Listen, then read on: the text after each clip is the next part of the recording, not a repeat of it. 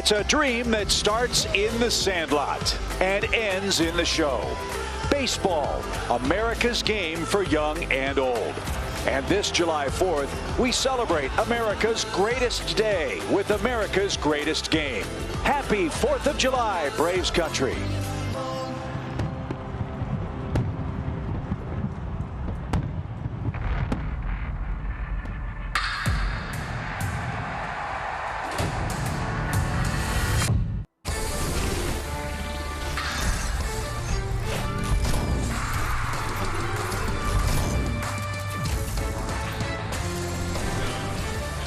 Nothing says America better than baseball on the 4th of July. Happy Independence Day from Truist Park, where the Braves and Marlins wrap up this 3-game series. All the festivities were terrific. First pitch, flyover, 21-gun salute as Braves baseball presented by Truist comes your way in Atlanta, Georgia. With Tom Glavine, Chip Carey, great to be with you on this very special day of Braves baseball. And Tom, there is something special about this day in particular on the calendar. I know you had personal good luck on the 4th of July, but what a great day to celebrate our country, our fans, and our great game. Yeah, look, as a player, it's a break from the norm, right? You come to the ballpark, there's a giant flag on the field, you got a flyover, it's a holiday, so the fans are always in a good mood, and you get to celebrate our great country with America's pastime. Doesn't get any better than that. And the only thing that could make it better is if Charlie Morton has a big day for Atlanta. He's got the ball for the Braves, trying to win this series outright. And Orlando Arcia was brought up from Gwinnett. He's in the lineup as the Braves try to jumpstart what's been a slugging offense in the first 2 games of this series. The Braves have scored 3 runs. How about 4 on the 4th? Wouldn't that be something? It's the Marlins and the Braves. We wrap up the series on a perfect Independence Day for baseball in Atlanta right after this.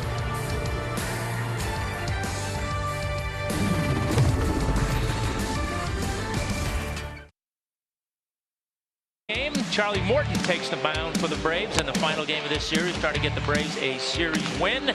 7-3 on the year with a 3.7 ERA. 5 games in June, 3-1 with a 2.73. So he's been good. You look at his last 8 starts, even better. 5-1 with a 2.64 ERA. Keep it rolling, Charlie. And he will keep it rolling against a Marlins offense that's had its share of troubles. There is Charlie's record for the season.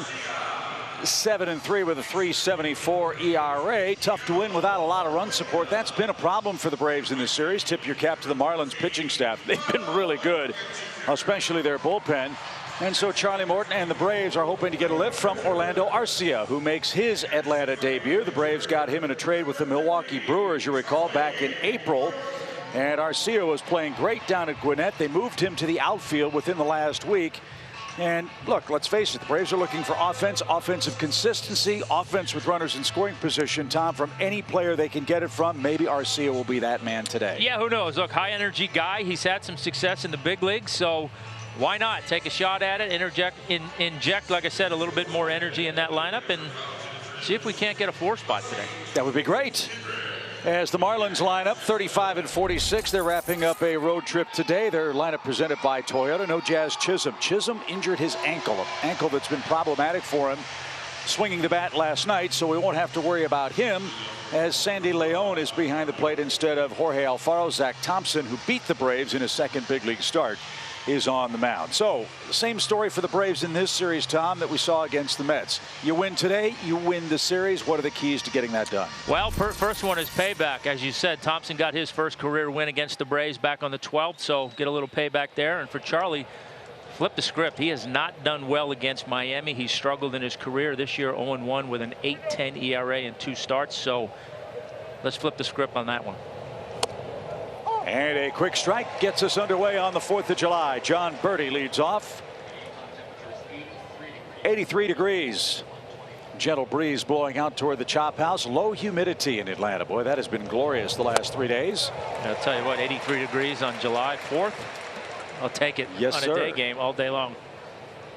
2 quick strikes for John Birdie. One thing we noticed, Tom, during this great run you pointed out for Charlie Morton, he's really simplified his mechanics. He's simplified his repertoire. Yeah, predominantly fastball, curveball. He's gotten a lot of strikeouts with that curveball.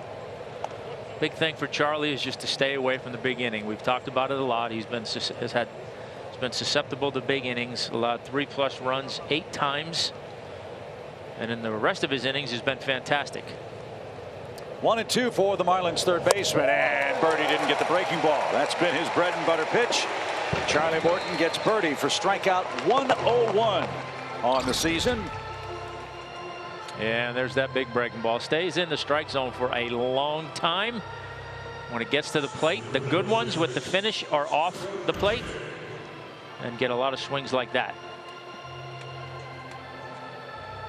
So Starling Marte is the hitter, the Marlins' second place hitter, batting .291 with 6 homers and 18 runs batted in.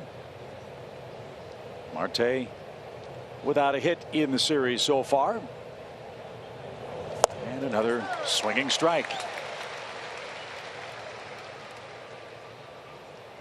Braves hit the road after the game today. They head to Pittsburgh and start a 3-game series with the Pirates, then spend an off day Thursday down in South Florida and finish up the first half of the year, or I should say the pre-All-Star break portion of the schedule, down in Miami with the Marlins again.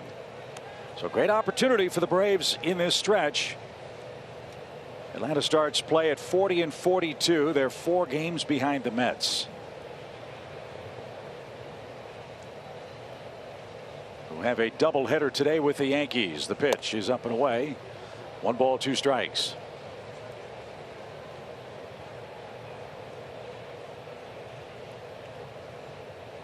Marte, then Aguilar for the Fish in the first inning. And Marte swings and misses. Back-to-back swinging strikeouts. Charlie's got good stuff early. That was 97 miles an hour. Yeah, good fastball there. And just a slight little change in kind of the scouting report there. Likes to strike guys out with that breaking ball there. He stayed with the fastball and threw it by Marte.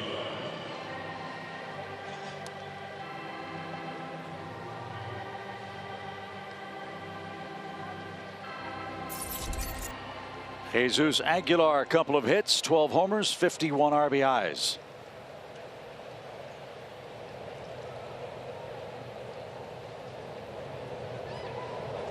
And on the ground, Dansby to a knee, fields and fires, and Charlie Morton had a brilliant first inning. 3 outs, 9 pitches with a couple of strikeouts.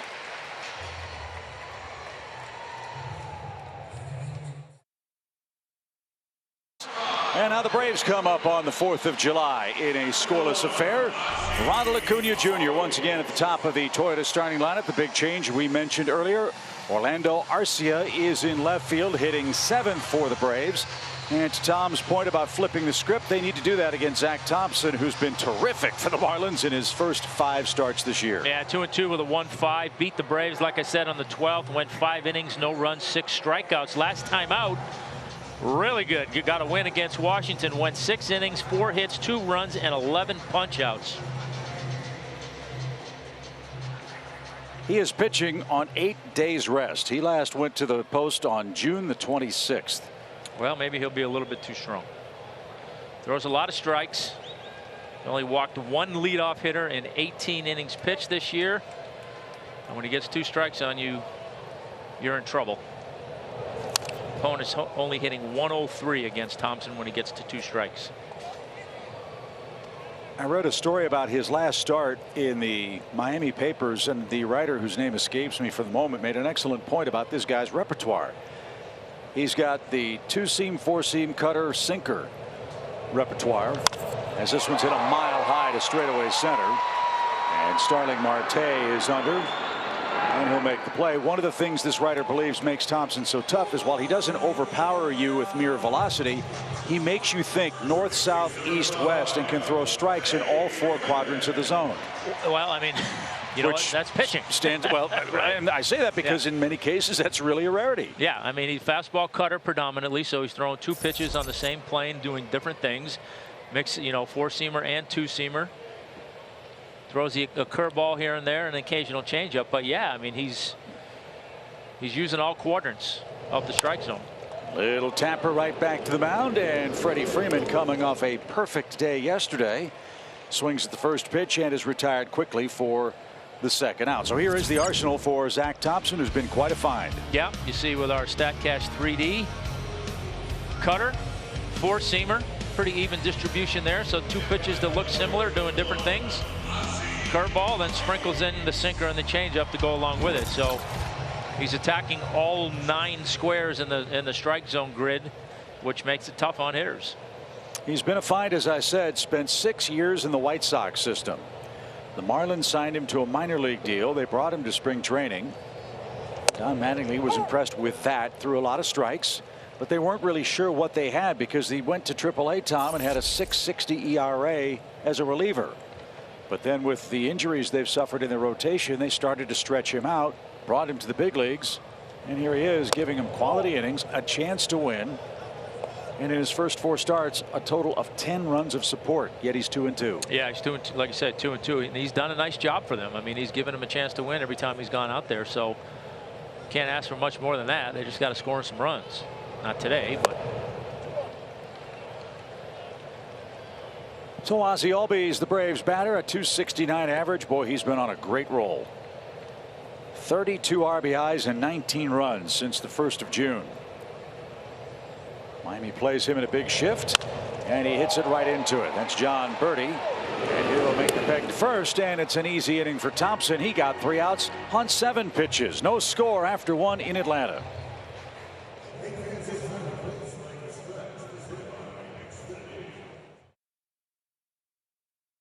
Presented by USAA. Indeed, happy 4th of July to you and yours, especially our men and women in the armed forces enjoying this game not only in the United States but around the world. Thank you for your service. Wish you peace, joy, and health and safety. Here on Independence Day 2021, Adam Duvall leads off inning number 2 against Charlie Morton. No score as Duvall takes a strike. Adam got the day off yesterday for Miami. Braves didn't mind that. He's worn them out this year. Yeah, no kidding. 4 homers, 11 RBIs against the Braves. And this has been a very friendly ballpark for him this year. 7 hits, 3 homers, 9 RBIs at Truist Park. Yeah, this will be a good matchup, or an interesting matchup, I should say. Adam likes to hit the breaking ball. Charlie loves to throw the breaking ball.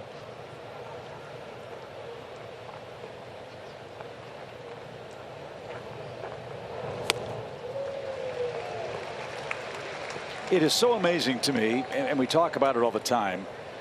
The old saw, baseball is a game of inches. I would assume, Tom, it's really a game of millimeters. If you are just a slight bit off, it affects every single thing you do.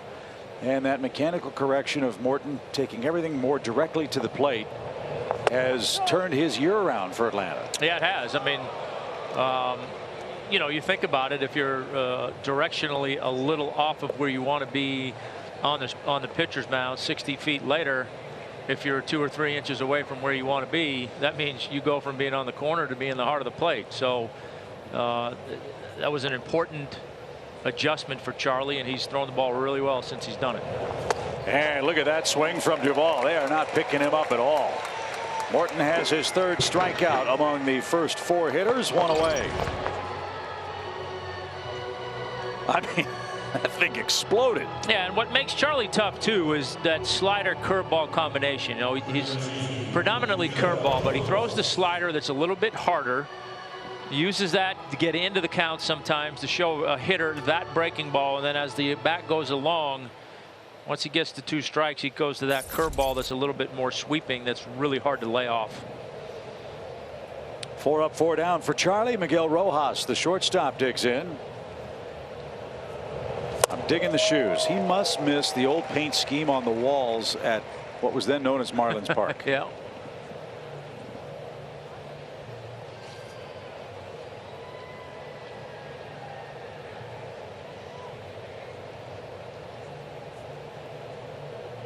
Four homers for Rojas, who missed some time with a finger issue. This guy's a good player, and as I've said a couple of times in our head-to-head series with him, Braves fans remember Martin Prado very well and fondly. Rojas has been that guy for Miami. Yeah, made a huge defensive play yesterday on a ball in the hole. I still don't know how he made that throw to second. absolute rocket. He was ranging to his right, fielded, almost rolled over, and as he was falling backwards, he threw a strike to get a force play. Big play in a big spot in the game. Miami won the game by a 3-2 final. 2 games total, 6 total runs in this series for the Braves and Fish, and that's back out of play, 2-2.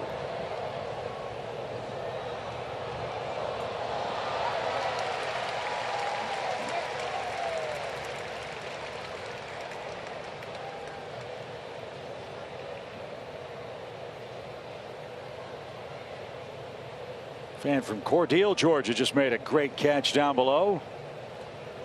Love driving past Cordele. Yeah. Big rocket ship on the right. Always get gas there. Nice people. Line drive, hit towards second. And Ozzie Albies with the flip to first is in time. 2 ground ball outs, 3 strikeouts for Morton, 2 away.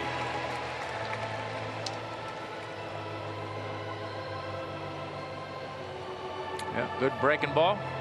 Fortunately, Charlie stayed out of the way. That one came close to getting him.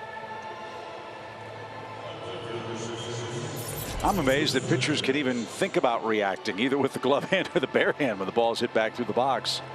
We are athletes, you know. That's true.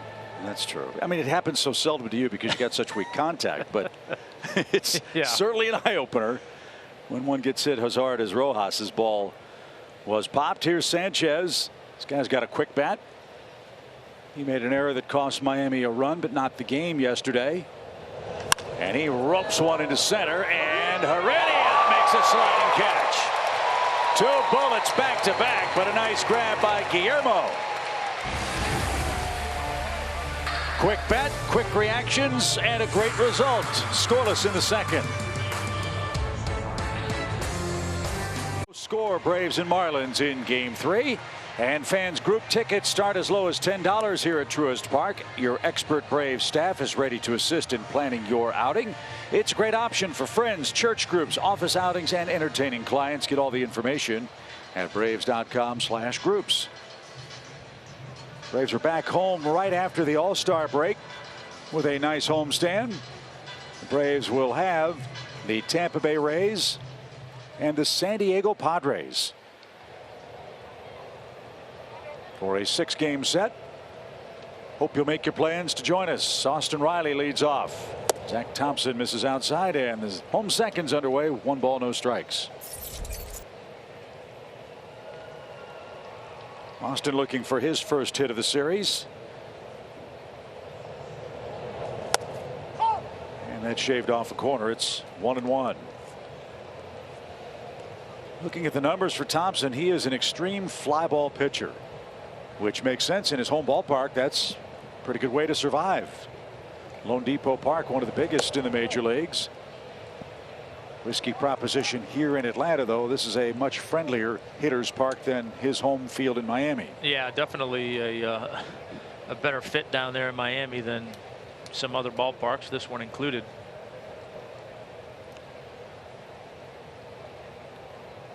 The 2-1 pitch. But I love his story, Tom. I mean, he toiled for a long time in the White Sox system, never got a crack, gets a chance here, and man, is he making the most of it. Well, yeah, I mean, look at sometimes I know this sounds silly, but sometimes for some guys the game is a little easier at this level. I don't know why, but you know, you see guys from time to time that have their struggles in the minor leagues, and all of a sudden they get here and things just kind of click for whatever reason. And I think for Zach Thompson, that has been the case so far. Hit high in the air to right, and that's playable for Adam Duvall. And there's out number 1. Dansby Swanson, the hitter. The Brave shortstop is 2 for his last 19 at the plate.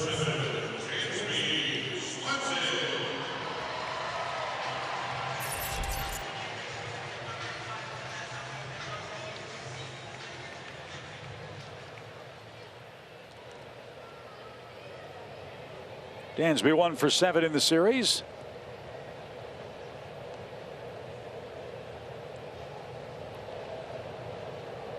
Well, that breeze feels good, doesn't it? Gently blowing from left to right. One ball, no strikes. There was the cutter from Zach Thompson. Features one of those. League hitting 154 against that pitch. And sharply hit. Pass to diving John Birdie. That's into the corner. Dansby on his way to second. Ball got away from Sanchez for a moment, but not far enough for further advance. And there's the first hit. Dansby has his 16th double. Yeah, got a cutter there that he could handle, and fortunately kept it fair down the third base line. A little bit of a spinner. Backed up a little bit towards the middle of the plate. Dansby didn't miss it. That's what makes him so tough. He can hit that pitch inside and keep it fair. It's when he wants to pull the outside pitch, Tom, that he gets into trouble. And so here's where the Braves have had some troubles of late. After going 9 for 15 with runners in scoring position on the last day of June, the Braves have gone 5 for their last 28 in these run scoring spots over the last 3 games. And they're 2 for 16 with Rispin this series. Those aren't fun numbers, but the facts are the facts. Yeah, no, it's, you know, part of, I guess, the what has been described aptly as a roller coaster season so far for the Braves. And a strike to Guillermo Heredia. Nothing in 1 your count. Heredia's been on a nice run, hitting .340 in his last 2.5 weeks.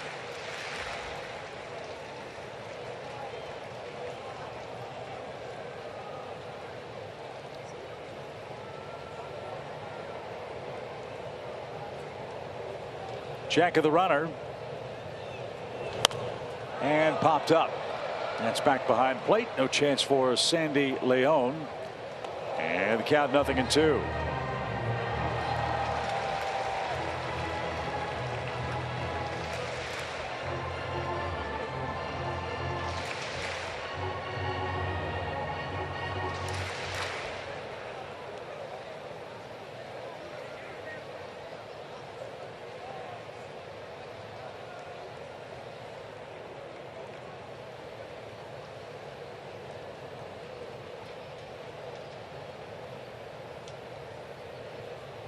Thompson ready. Almost hit him with a breaking ball. 1 ball, 2 strikes. Orlando Arcia waiting on deck. He'll make his Braves debut here in the 2nd inning.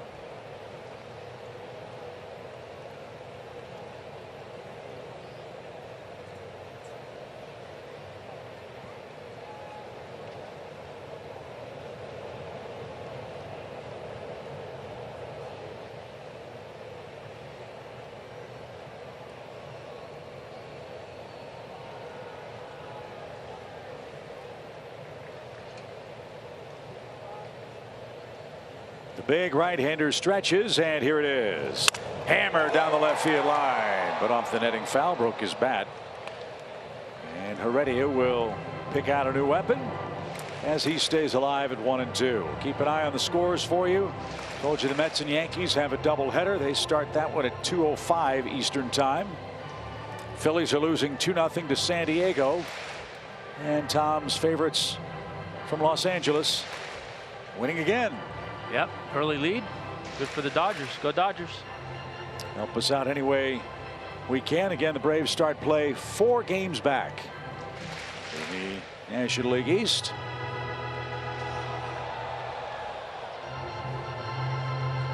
Milwaukee's open up an 8-game lead in the National League Central. The Giants with a half-game lead over the Dodgers. San Diego's 4.5 back. LA's red hot again. They've won 8 in a row. By the way, looking to make it 9 against the Nats. 1 ball, 2 strikes.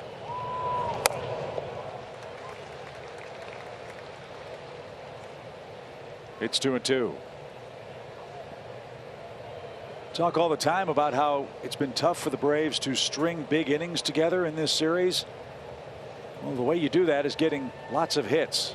Braves have consecutive hits 1 time in this series. Once. Well, you got to give a little credit to the Marlins pitchers for that. They have been good. Braves are hitting .221 against Miami this year. And now with 2 outs, Arcia will come up with a chance to make a successful Braves debut. And you see there, that's what That's what Thompson can do, even though he doesn't throw hard, because he's able to use all the quadrants of the strike zone and locate his off-speed stuff. That cutter up there looked a lot quicker than it was. That 93-mile-an-hour fastball looks a lot quicker than it is. He gets a lot of swings and misses. So here's Arcia, 42 career big league homers. And he will swing the bat, Tom. This is a guy that wants to hit the ball out of the ballpark. Yeah, there's some swing and miss in there, but he's a very athletic player. And look, let's face it, he's making the transition from shortstop to left field on the fly. Yeah, look, he was a good shortstop. Had some good years over there in Milwaukee. So, like I said, maybe he can bring some energy and bring some spunk to that offense. Sharply hit, put on the ground to second. And that will retire Arcia and the Braves in the second. Atlanta gets a one-out double from Dansby, and that is all. We head to the third.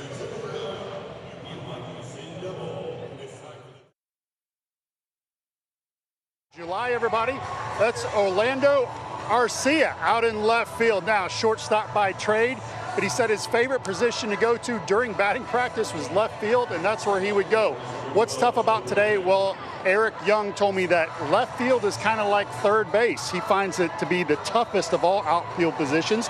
He says that because it's the hot corner. Righties pull the ball, have a lot of sting on it, so that first step is crucial. And he said for whatever reason, lefties can have some awkward spin coming off the bat, so you have to read that too. Imagine that, lefties doing something differently. Tom. Well, you know, I mean, we do. We think differently, so we do things differently, Paul.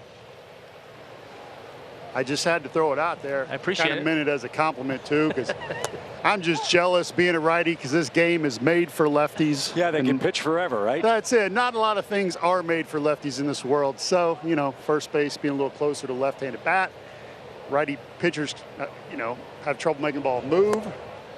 Yep. Lefties just throw the ball and it'll move. So it all comes down to my jealousy. I was going to say, Paul, can I offer you some real friendly advice?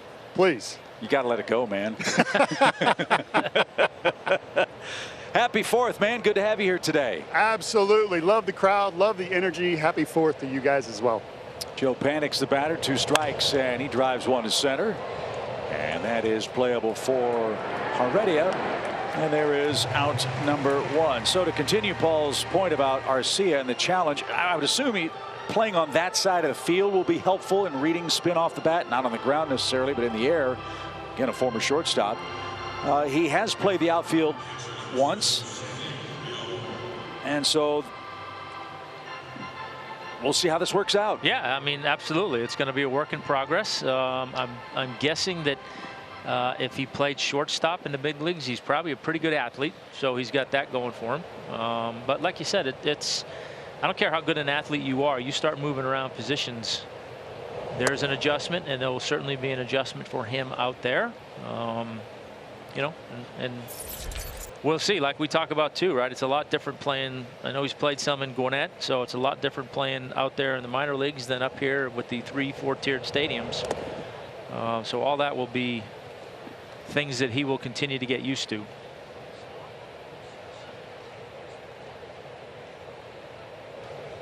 I mean, think about it. You're in an important game trying to win a series. You don't really know how the angles work, how the ball caroms off the wall. You haven't played with Heredia in the outfield. All those things could prove to be very important if this game is as close as the first 2 games have been in this series. As you see, Sandy Leon, the 8th place hitter and the Marlins catcher. But 4 innings as an outfielder for Arcia. They came last August, and he played center field while with the Milwaukee Brewers. And this move also helps the Braves in another way potentially. Look, you get more offense, you get a very good athlete out there, and it helps the Braves bench because they sent Kyle Muller back to AAA Gwinnett after his start. Yeah, that's just that for Kyle. Line in off the glove of Riley, who is playing the rover spot. Almost snagged that, and Leon's aboard with a 1-out hit. Yeah, to finish my point on that, for Kyle, that's just a product of the schedule. They got an off day on Thursday. They won't need a 5th starter again before the All-Star break. You see Leon hit that ball hard, and Austin was there, just could not keep it in the glove. So yeah, for this last week, you don't need that 5th starter, so he gets sent down. You bring up an extra player, so now you have a little deeper bench, a little bit more versatility for Snit, and a guy that, quite frankly, over this last week of the season could play shortstop. I don't know if he's played second base, but you know, maybe give some of those guys on the infield a day off here before the break. Thompson lays down a bunt, and Riley's peg to first is in time. It's a 5-4 sacrifice, and Charlie Morton scrambles back to the third base bag just in case Leon thought about moving up an extra 90 feet. So runner at second, 2 outs, and John Birdie's the batter. He struck out on a curveball his first time up. And Tom, I think that's an excellent point. The Braves today are playing their 83rd game. There are a lot of guys in this lineup that have played, if not every day, darn close to it. Yeah, you know, I don't recall any days that Freddie's had off in terms of not starting. I think he had one. Maybe one, right? So I know Dansby, I can think of one that Dansby had. You know, Ronald's had a couple of off days with some back issues, so he's had those. But you know, Ozzie, I feel like he's been out there every inning of every game. You know, so yeah, I mean, those guys they've played a lot of innings. Albies has played 80 games. Freeman's played 81. Riley has played 81. Swanson has played 82 this year. Well, if I'm not mistaken, though, Dansby had a game that he didn't start, right? Correct. Came in to play defense late. Acuna's played 76 games.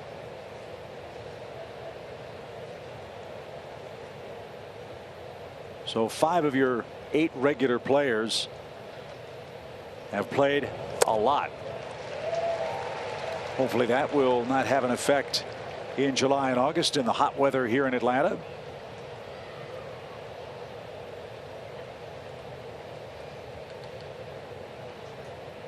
Morton's got Birdie set up again.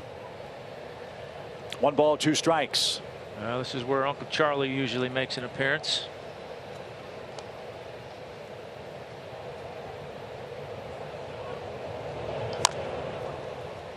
Tried it on the front door, and Birdie banged it foul and stays alive. 1 ball and 2 strikes.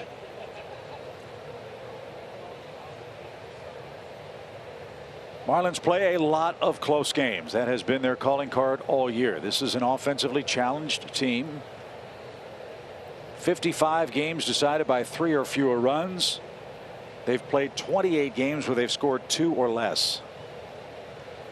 Yeah, 28 of 81. That'll cause you some stress. Ooh. And they've lost every single one of those games. So 1 ball and 2 strikes for John Birdie. Marlins' first chance to hit with a runner in scoring position today.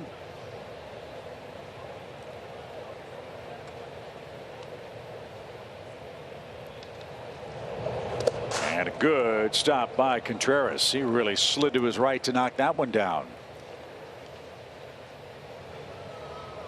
And curveball overcooked. It's 2-2.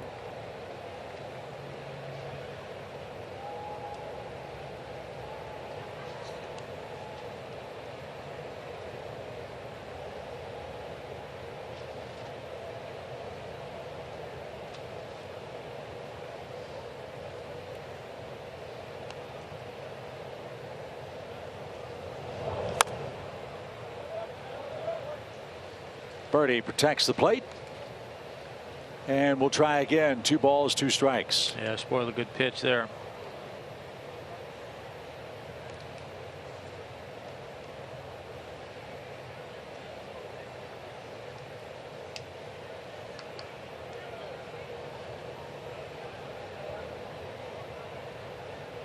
Heaviest workload by pitches in an inning for Charlie Morton here in the 3rd. This will be his 16th. And it's a beauty. On the black, Birdie couldn't pull the trigger. Morton gives up a hit, but strikes out his 4th man.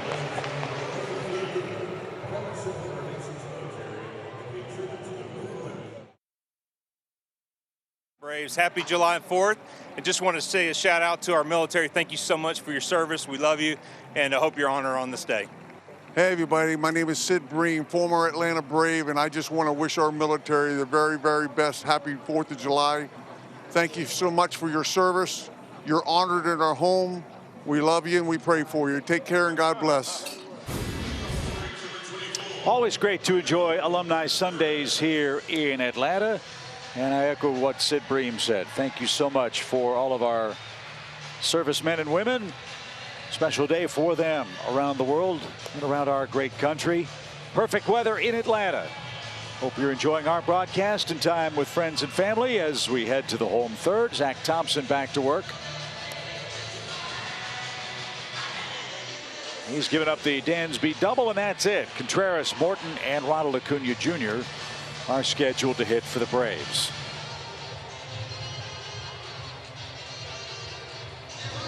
Need to get William going again. His average has plummeted to .215 on the season. Yeah, he had those back-to-back big games, and it's just been an all-out struggle since then. Last 14 games, he's tallied 5 hits. So let's see what he can do with Thompson. 0 for 2 against Zach and 0 for 11 against Marlins pitching this year. Let's change that. First pitch, ground ball. Rojas gives ground, bobbles for a moment, and throws a strike to first. 1 out.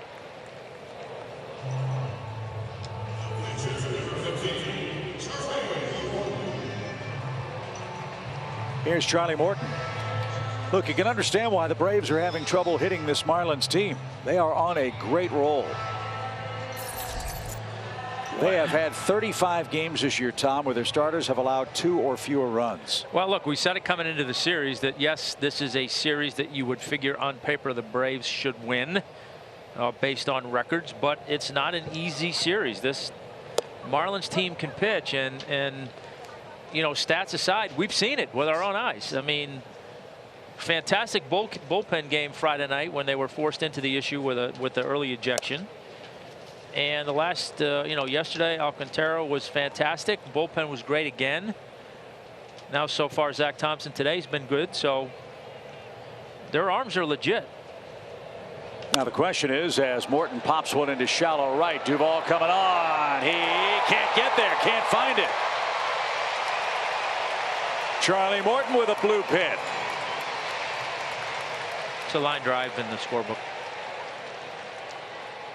A very athletic hit for the Braves pitcher. Let me change the terminology there. We'll take it. Great effort by Adam. And I think the ball deflected, off his right buttocks. Back toward the infield. And Morton settles for the 1-out single. And Ronald's coming up.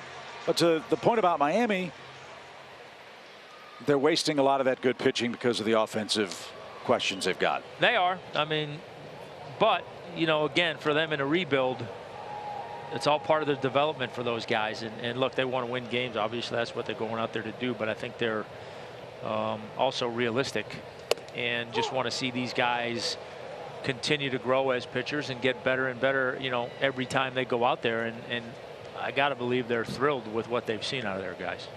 That last pitch to Acuna shows you Thompson was paying attention to the first 2 games of this series. They have gone to that spot, that upper inside corner against Ronald, and he's either swung and missed it or he's taken it for a strike. Yeah, they've made some, you know, aside from Lopez's first attempt on Friday night, the rest of the staff has made some really good pitches up there.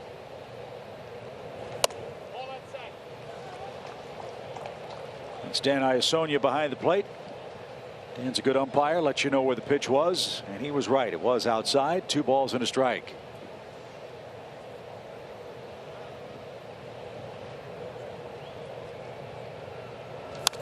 Good cut and fouled away. It's 2-2. We know all about the drama here Friday. There was no such drama yesterday, and no issues to this point between Acuna and the Marlins. Don Mattingly has said there's no problem with Ronald doing his thing other than they can't get him out. They've done pretty well this series, though. Yep. 2-2. Yeah, I think about the only carryover from Friday night was the first at bat yesterday with Ronald and Alcantara. He just wanted his heart was not into going inside yesterday on Ronald. The rest of the guys did a pretty good job, but he didn't quite have the conviction to go in there. 2-2 pitch is bounced foul. Brian Snitker gave Alcantara the ultimate compliment, comparing him with Jacob deGrom in this regard. He's playing catch at 100 miles an hour. You know, it's really, and I love that phrase from Snit, because, you know, so often we hear pitching described as you just go out there and play catch, right? And that's that's pitching in its purest. Now, obviously, going out there and trying to do that in a windup and a hitter, and there's consequences, is hard to do. But that's what he and deGrom make it look like. It's really effortless, and it's 100 miles an hour.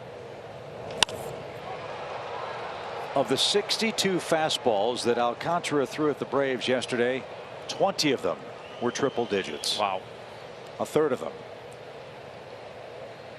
So combine that with a Marlins bullpen that has not given up an earned run in this series, you can see why the Braves have scored 3 runs. In some way, you feel fortunate to have won a game. Yeah. And still a chance to win the series today. Yeah, you could very easily be here today saying, you know, we've scored 2 runs in the series, or 3 runs in the series. We're trying to salvage a game. They're trying to win a series.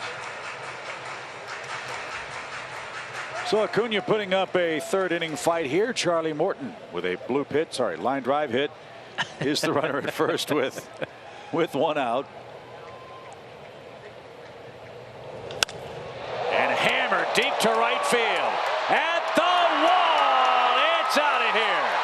Big time bat flip for Ronald Acuna Jr. Oh, baby. The bat went as high as the ball over the wall. 2-0.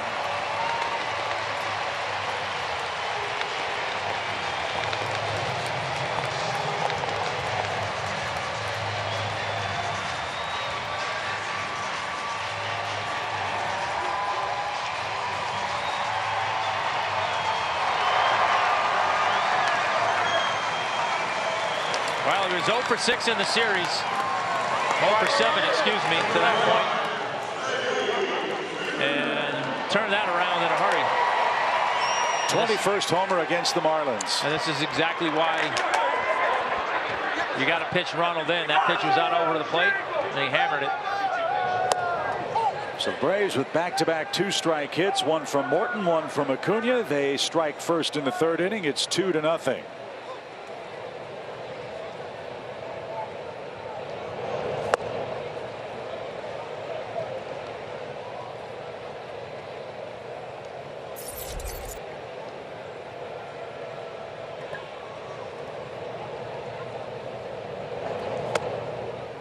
If I'm not mistaken, that's the first home run that Thompson has allowed. That's correct.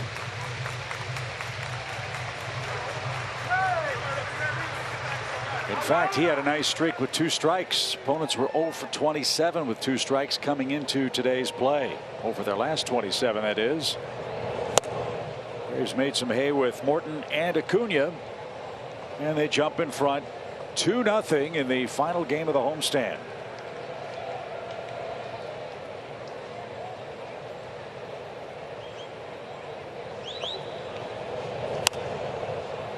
Freddie shoots that out of play, foul. 2-2.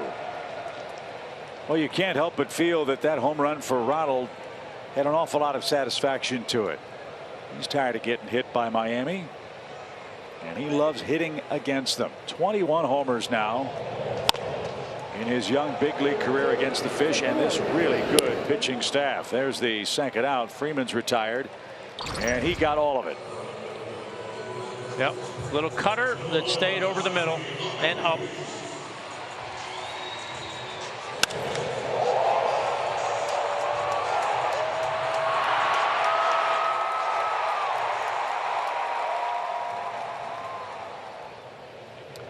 No doubter into the chop house seats.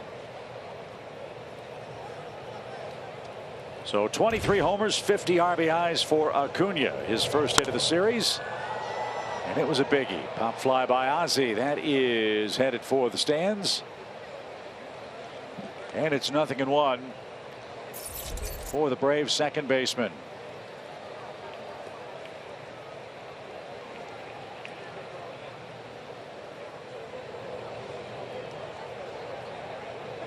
Can't wait to hear when Ozzie will be named to the National League All-Star team. He is certainly deserving. Talk all the time, Tom, about his remarkable work at the plate over the last 35 days. Did you know he's not made an error at home at second base? I mean, I did not necessarily know that, but I'm not surprised by that. He's such a good defender. Makes all the plays he's supposed to make. Sprinkles in some fantastic ones as well. And so his good work is our Coors Light beating the pressure feature. See his number since June the 1st. Leads National League in hits, extra base hits, and RBI and since June 1st.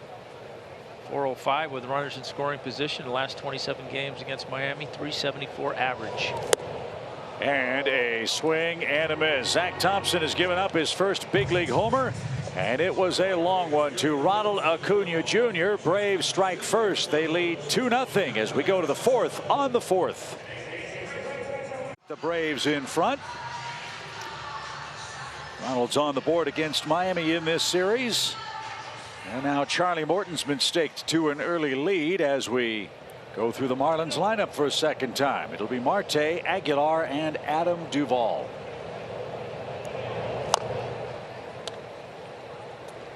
Charlie struck out Marte with a blazing fastball in the opening inning.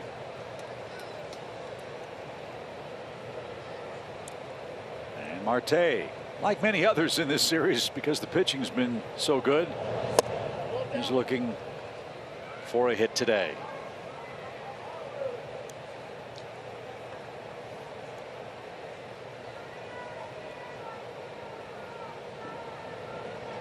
Wind blowing toward right as Morton turns it loose.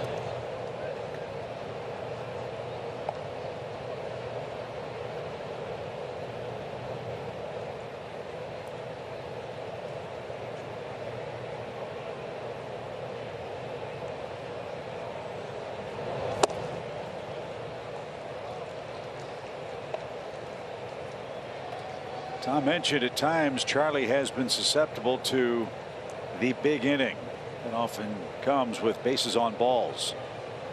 Don't want to put Marte on, but he just did. So runner at first to start the inning, and Aguilar is coming up. Yeah, the big innings are just such an odd anomaly for Charlie.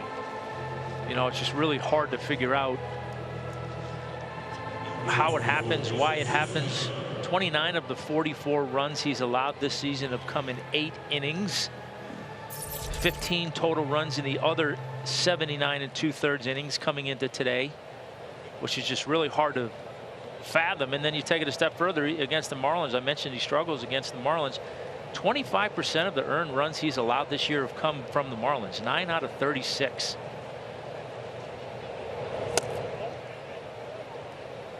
Is that something you would be aware of? Yes, you're usually aware of teams that you struggle against for sure. Now the big inning thing, that's of course, you're aware of that too. If he knew what was causing it, he would fix it. Aguilar, a 1-0 count. Runner goes. Marte got a good jump and he swipes second. Yeah, he did get a good jump. Contreras made a strong throw. But Marte just beat it. That's a big part of the Marlins offense. They've got speedy athletic players. They need to manufacture runs. They're going to try to do that here in the fourth inning. 13th stolen base on the year from Marte. So that takes away the double play chance with Aguilar up. He grounded out in his first at bat. And there's the good hook.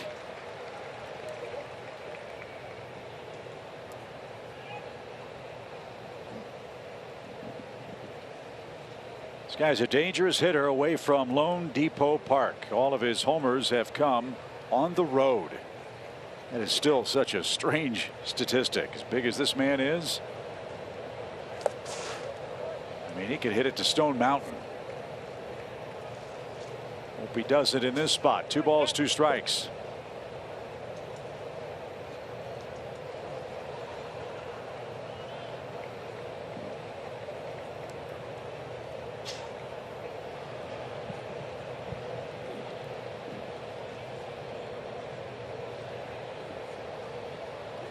Long look in for Charlie Morton.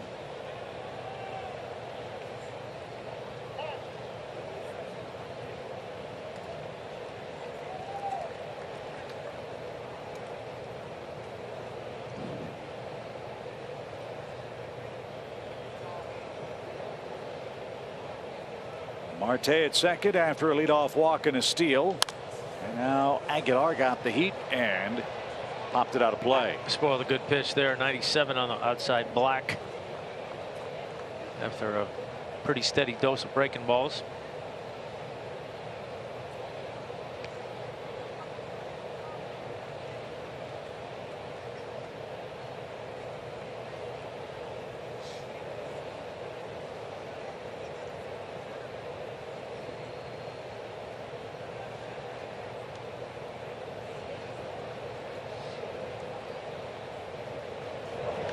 High fly ball hit toward left center.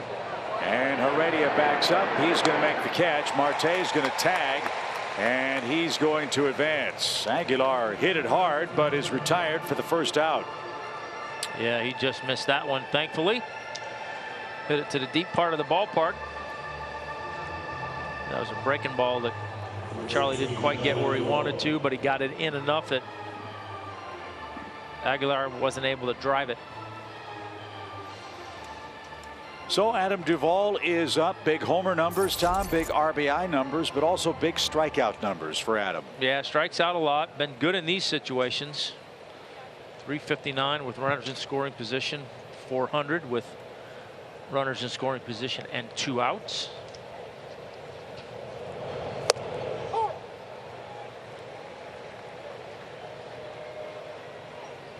And as I said, a good cat and mouse game between he and Charlie. He likes to hit the breaking ball, and Charlie likes to throw it.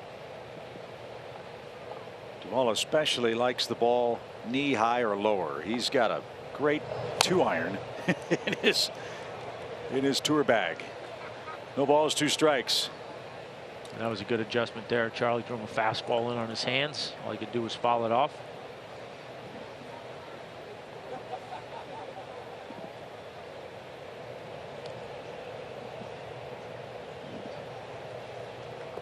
So let's see what he does with a 2-strike count. Fly ball hit well to left. Arcia back and to the track. Made that look easy. Duvall picks up the sacrifice fly. Arcia handles his second chance, no trouble. But the leadoff walk comes home to cut the Braves lead in half. Yeah, Arcia went back on that ball pretty easily, pretty gracefully. Looked pretty comfortable on that. Well, he played 8 games in Truist Park before putting on a Braves uniform. So no trouble. As Morton has the bases empty now with Rojas up, who grounded out to second.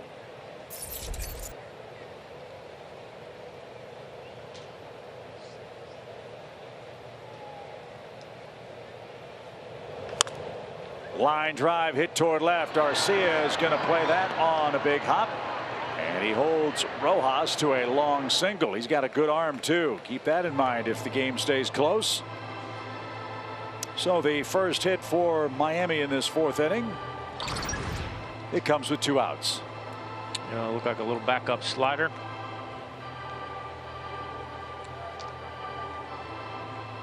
Good job by Arcia to get over to that ball, cut it off.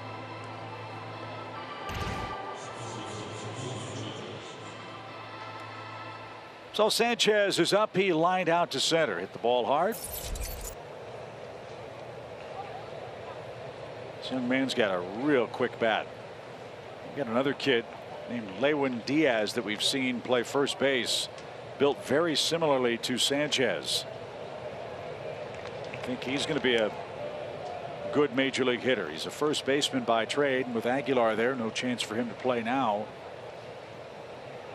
Slowly but surely, the Marlins are starting to put together offensive pieces, not just terrific pitching. Their second-ranked prospect is J.J. Bleday out of Vanderbilt. Took him in the first round in 2019. Lewin Diaz, the 7th-rated prospect. Sanchez, their 8th-rated prospect. We've seen Jose Devers, Rafael Devers' cousin, already this year. A 1 pitch. There's a ball, even count. The number 1 prospect hasn't thrown a pitch at the major league level this year. That's Sixto Sanchez, who's still trying to come back from shoulder problems. Who was Sixto, and who else was 2 and 3? J.J. Bleday 2, Max Meyer, who's going to the Futures game. Yeah. He was their number 1 pick out of Minnesota in 2020. Took him 3rd overall. Got a hefty $6.7 million bonus to sign. Good for him. Yeah. I'll buy some groceries. And it just missed. And on the delay, Rojas will move up to second base. Now you don't see that very much anymore.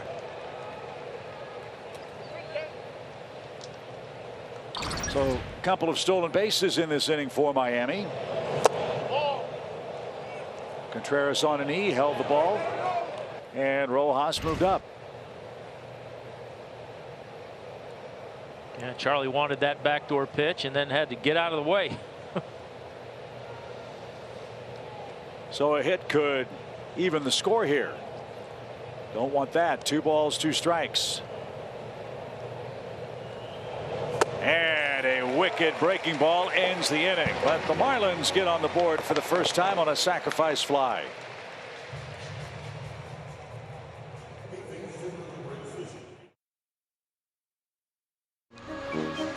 Tom Scouts fired off the ceremonial 21-gun salute. And a flyover to boot, as Braves baseball on Bally Sports is presented by Truist. We should have wore that today to broadcast. What, that? I will tell you, after the game last night, I went in search of the patriotic overall shorts. Did you? I did. And? All I can say is that thankfully I couldn't find them. Thank God for us. But man, I love the patriotic attire at the ballpark. Oh, I can't imagine if you walked in here with those on today. Gretchen would have had a heart attack.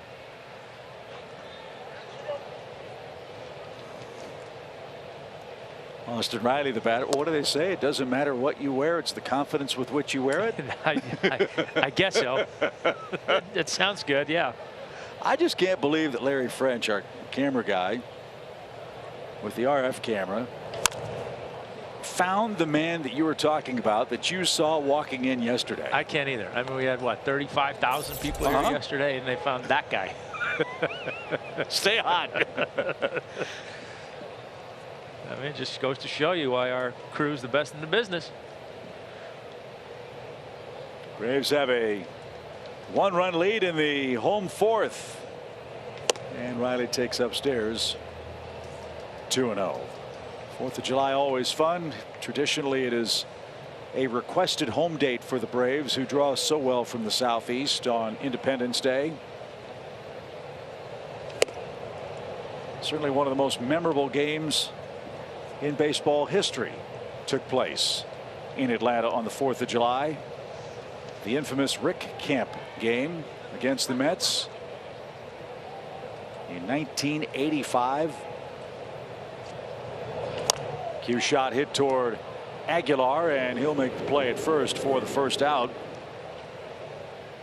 Rick Camp tied the game with a home run in the 18th inning. Game ended at 3:30 in the morning or thereabouts, and it was fireworks day. There were a couple of thousand fans left in Old Fulton County Stadium, and they were demanding the fireworks be shot off, and they did. And the folks in the neighborhood thought the Russians had invaded. Well, I got to say, look, if you're still there at 3 o'clock in the morning, then you deserve to see the fireworks. You got to be rewarded, right? I mean, we went through the list of guys that played in that game. There were some big names in that game. Big names. You said Keith Hernandez hit for the cycle. Keith Hernandez hit for the cycle in that game. Gary Carter caught all 19 innings. Jeez. Well, and I'm guessing that Keith, not necessarily blessed with speed, maybe hit the triple last because the outfielders were worn out. Maybe. The triple was in the second inning. Oh wow! Off Jeff Dedman. Remember Jeff? Oh yeah. Let's see. Lenny Dykstra, Keith Hernandez, Gary Carter, Darryl Strawberry, George Foster, Ray Knight, Dwight Gooden started that game. Roger McDowell, Clint Hurdle was the backup catcher for the Mets. Braves had Claudel Washington, Rafael Ramirez, Murphy, Horner, Terry Harper, Ken Oberkfell, Rick Cerrone, Glenn Hubbard. And what year was that game? 85. Yeah, I played with most of those guys a couple years after that.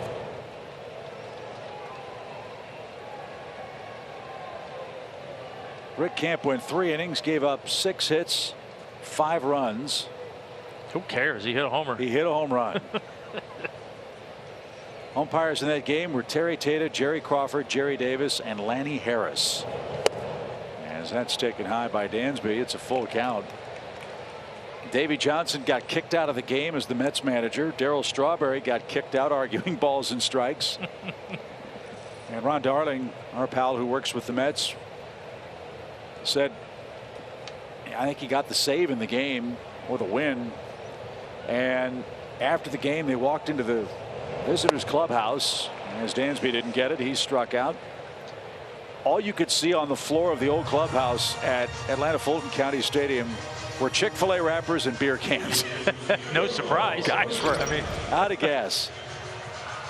And one of my dad's most famous lines of all time, he said he got home at 4:30 in the morning, and he said for the first time in his married life to Paula, he said, honey, I really was at the ballpark. And he was telling the truth. 6 hours and 10 minutes. Ernie Johnson and John Sterling had that game on the Superstation, and John, whose birthday is on the 4th of July, one of the most memorable calls. Heredia with a bunt try. Thompson leaps and fires, and it pops out of the glove of Aguilar. And Heredia has a 2-out hit on a bunt. I like it. Great time for that. Perfectly placed. Thompson almost made a great play. Aguilar, who's pretty good over there at first base for a big man, wasn't quite able to hold on to that one. Well, that's kind of Derek Jeter-like. Yeah. From Zach Thompson. Good athletic play, but it brings up Arcia, who grounded out to second in his Braves debut.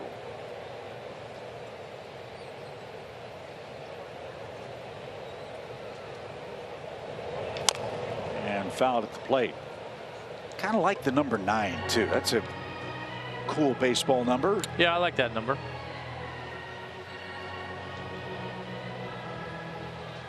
We'll have to ask Hal to find out who the last guy that wore number 9 for the Braves was. I can't remember anybody off the top of my head. TP wore 9, didn't he? Was TP 9? I think he was. Yes, I don't think of the numbers. I just think of the name on the back. But yeah, Terry Pendleton. Maybe that's why it stuck out as such a good number. As Aguilar couldn't hang on. Is he all right? Awkward stumble at the first base bag. He is so playful over there.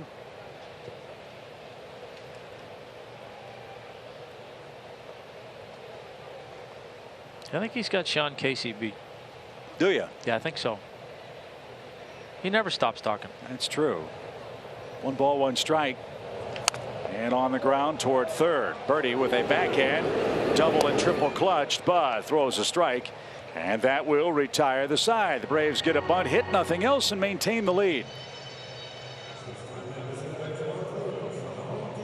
July, and those fans are having a blast.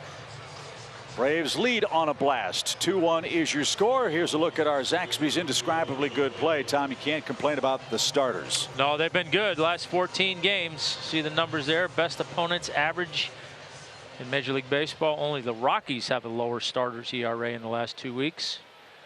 Through May 3rd, Braves had a 5.30 ERA as starters, and since then, 3.29. So Charlie's got the bottom part of the Marlins order here in the 5th inning. Panic, Leone, and Thompson are coming up. Charlie has struck out 5 through 4 innings. A leadoff walk cost him a run last inning. And that's fouled away. Our producer Gretchen Caney believes that Billy Hamilton was the last Brave to wear number 9. Yeah, I think that's right. Forgot about Billy. I think Billy's with the White Sox now. Good guy. And blazing speed. 2 balls and a strike. Maybe it's odd. I just never ever paid attention to the number growing up as a kid watching the games. I could tell by mannerisms, swings, and the like. But I never got wrapped up in the number. Of course, the Hall of Fame guys, that's a bit of a different story, at least for me personally. Right. But number 9, great number. Hopefully Arcia will wear it well as a Brave. As another leadoff walk, this time to Panic. And that's how the top of the 5th starts, with the lower third of the order. Here's Leone.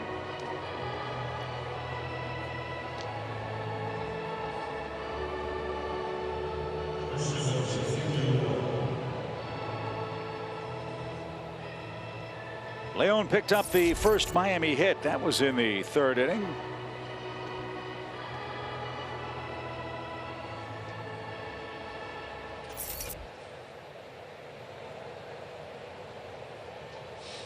Atlanta shifts for him. If you can get a ground ball, he's a perfect candidate for a double play. He's blessed with catcher's speed and in for a strike. Dodgers lead Washington 5-1. San Diego 5-0 over the Phillies. Mets have taken an early lead over the Yankees in the first of their day-night doubleheader matchup today. 1-0 Mets.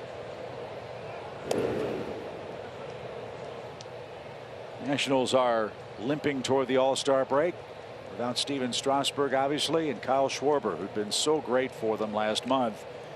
Hamstring problem. It's going to cost him a lot of time. It's a pretty serious hamstring issue for Schwarber. 0-1 pitch. Well, you know, the rest of the league doesn't feel sorry for them.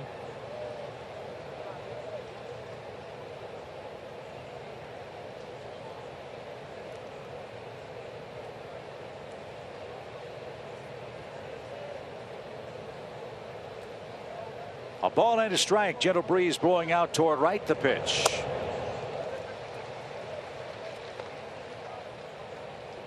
'88-mile-an-hour changeup. Pretty good. 1-2 the count. Yeah, I'll say.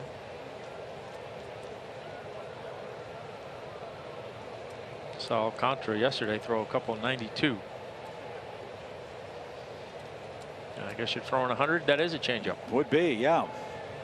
Panic leads at first, not going, and strike 3, a fastball. He couldn't pull the trigger. 96 miles an hour, and a good sequence for Charlie Morton.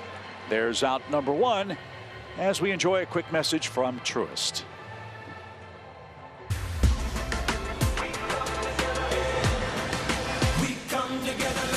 BB&T and SunTrust are now Truist, together for better. Thompson sacrificed with 1 out in the 3rd. One figures he'll do the same, or at least try to. Let's find out, shall we? Yep, shows bunt and takes high. 1 ball, no strikes. Yeah, made it look pretty easy his first time up with the sac bunt, but I can imagine that bunting against Charlie is not easy. Hard as he throws, and then with that curveball, got to try and find a fastball early in the count that you can get the bunt down and not let yourself get into a curveball count. Runner goes, and the throw is high. Panik steals second, as Contreras' throw was off target, and the Marlins running wild. That's their third stolen base. Yeah, Panik got a pretty good jump on that one too.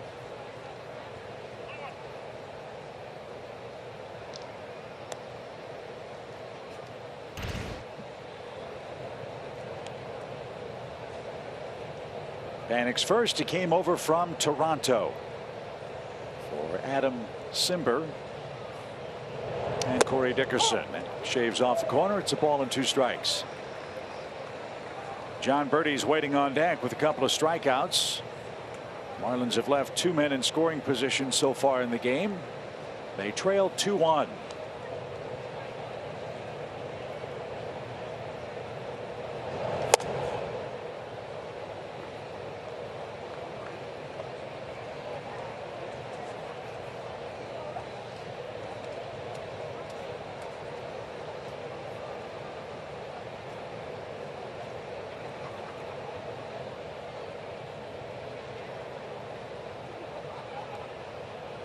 Two balls, 2 strikes for the Miami pitcher. And strike 3, 7 strikeouts for Morton, and 2 in a row here in the 5th inning. And John Birdie is coming up. Today's A-list members of the game are Carl and Staphia Sellers of Morrow, Georgia. They've been members since 2019. And their favorite A-list perk is A-list Play Day, where members can come play catch on the field, hang out in the dugout, and much more. Congrats to Carl and Staphia Sellers, today's A-list members of the game. Lovely family. Thanks for their patronage. They're enjoying a good game. It's 2-1 Atlanta.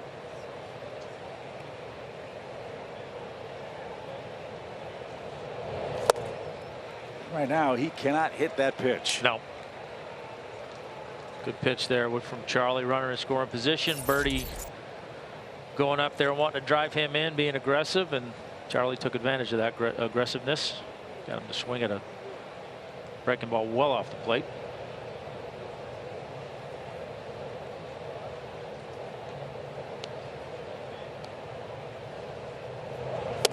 Oh, 1-2.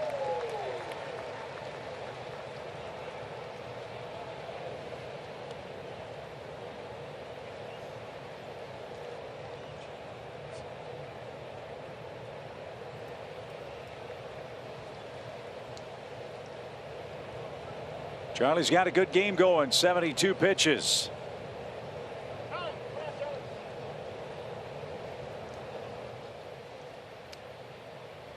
In line with what he did in June, where he went 3-1 with a sub-3 ERA. Morton 5-1 here at home, and trying to turn around his fortunes against Miami this year. Way ahead of the Marlins third baseman John Birdie. Ooh, that was close. Great take, good try. Yeah, real good try. Good sequence there. Strike 1 on the breaking ball. Strike 2 on the fastball in that same location, similar, just on the plate. Had Birdie thinking breaking ball there and tried to double up on the fastball, just missed.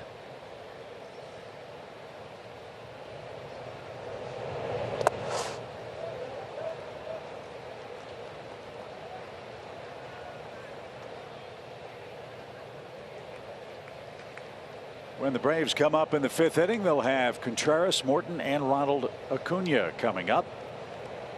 Ronald put the Braves in front with a long home run to right. Miami got a sacrifice fly in the 4th to cut the lead to 2-1. That's where we are here in Game 3. A chance for the Braves to win the series. The pitch. Ooh. A little high, I guess. Full count. Yeah, I don't know. Maybe. Looked like it skirted the top of the zone, but didn't go Charlie's way.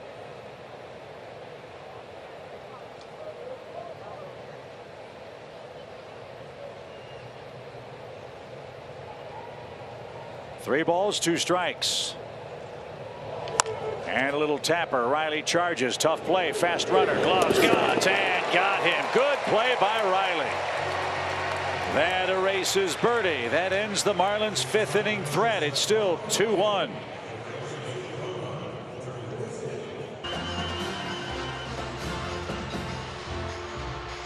Smiling faces, love the glasses. Thank you, sir, for your service. And Ronald Acuna Jr. is the hitting star for the Braves today. A 2-run homer in the 3rd inning. And Ronald is coming up 3rd here in the Braves' 5th. Another big crowd on the 4th of July. Braves' last home game until right after the All-Star break, where things get even more difficult for the Braves. 18 games in 17 days. 14 of them against teams that are currently in postseason consideration. Yeah, that's why you got to take care of business here the rest of this week. Get ready for that. And that's strike 1 to Contreras. He swung at the first pitch and grounded out his first time up.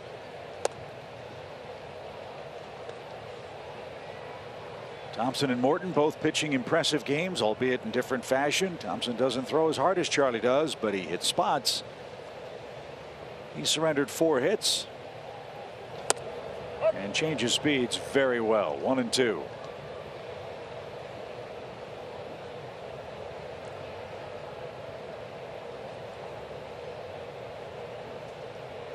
Seven ground ball outs for Thompson so far, which isn't customary for him. No.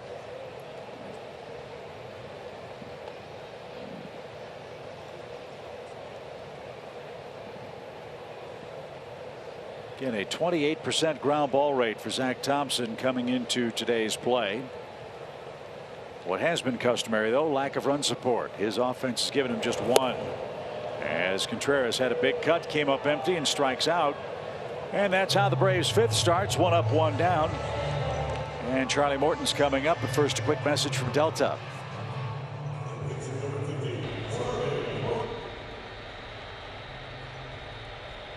Reconnect with more. Delta, the official airline of the Atlanta Braves. Braves will be heading to their Delta charter after the game, flying up to Pittsburgh. Series at PNC Park begins tomorrow. The Pirates are in action today. They are hosting Milwaukee. As I mentioned, the Brewers have opened up that giant lead in the National League Central. One reason why, they've won 11 games in a row. Yeah, I haven't seen them play this year. Are they that good, or? They've got a real good 1-2-3 punch in Woodruff, in Corbin Burns, and Freddie Peralta. They've got Josh Hader at the end. Yeah. And I think Christian Yelich is starting to be Christian Yelich a little more for them. They got Willie Adames in a trade from Tampa Bay. He's been a huge lift for them. As Morton is down on strikes. So to answer your question, yeah, I think they are good. Yeah, they're similar to Tampa Bay in the sense that they're always good and you never know anybody on their team. Yeah, yeah, exactly right. Well, Ronald's up, and we hope you'll join us on July 20th. You want to see some bling? You want to see some bombs? Well, join us for the Braves and the Padres. It's Ronald Acuna Jr. chain giveaway Tuesday, July 20th. First 15,000 fans here get the Acuna number 13 chain presented by Delta. Get your tickets at Braves.com. Off speed, swing and a miss. Strike 1. Change up. 24 homers and 50 RBIs for Ronald now. As we move toward the All-Star break. Ronald now 3 homers behind Fernando Tatis of the Padres. Schwarber with 25. Ronald leads the National League in runs scored now with 66. After his 3rd inning home run. And that one is stroked into the shift. And right at Joe Panik. And the Braves are retired in order in the 5th. It's a 2-1 game.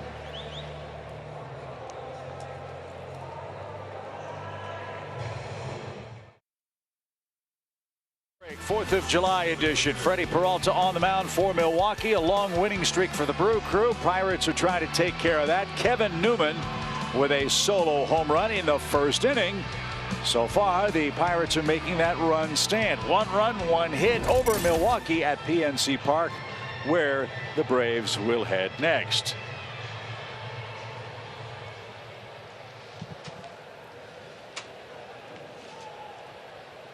Max Fried will get the series opening assignment tomorrow night. First pitch at 7:05.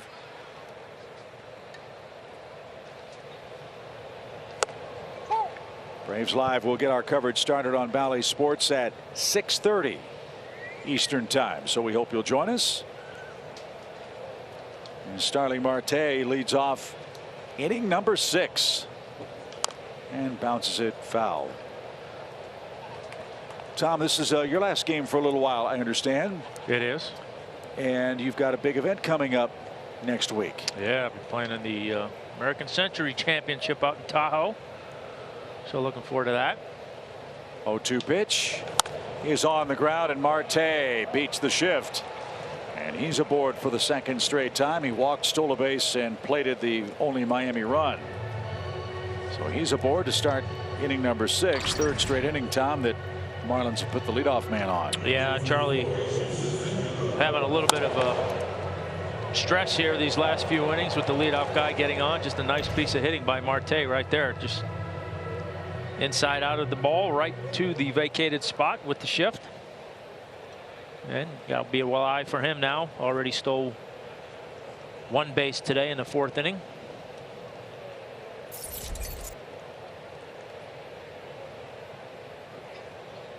So here's Aguilar, and that's downstairs. Over to first. Freddie dug it out. I'm sorry you're going to miss the game tomorrow. The reason I brought up Chase DeYoung, interesting story. You know who his father-in-law is? I do not. Bernhard Longer. Is that right? Yeah. Huh. How cool is that? If the Pirates ever have a team golf tournament, he brings in Mr. Longer as his caddy, the fix is in.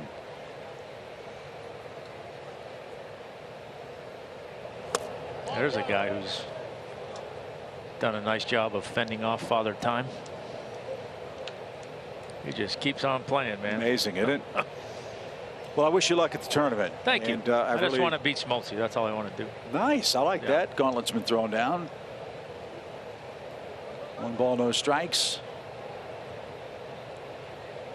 And Marte is chased back. I've really enjoyed working with you the last couple of weeks. Look forward to seeing you again in a few weeks beyond. Yeah, you'll see me Tampa Bay series, San Diego series. So look forward to getting back. Well, don't come back without the hardware. We're going to lock the door. I know.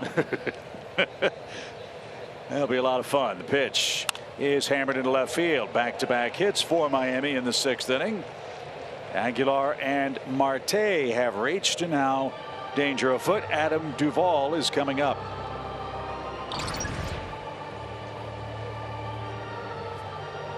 And fastball that just tailed back over the plate on Charlie.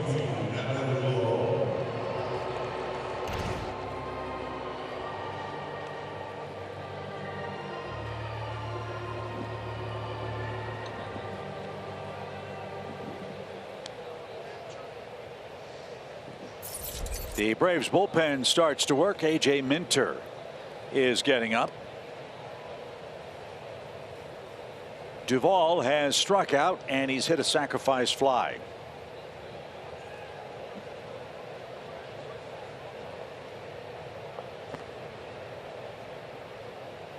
Minter playing catch in the shadows. Charlie could use a strikeout. Or a double play for that matter. The pitch. Yeah, that'd be good. Even better. Missed inside. 1 ball, no strikes. Don't know what the Marlins are going to do at the deadline.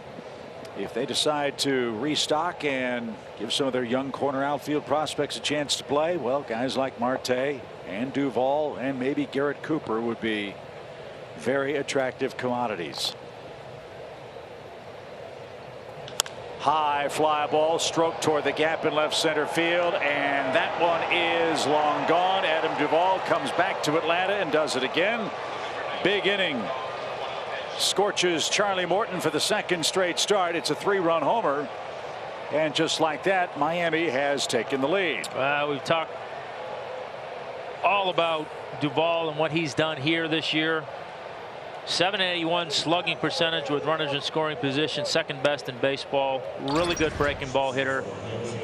Got a breaking ball there and didn't miss it. So a 3 or bigger run inning for Morton 9 times this year. 19 home runs for Duvall. 59 RBIs for Duvall, and they now lead it 4-2.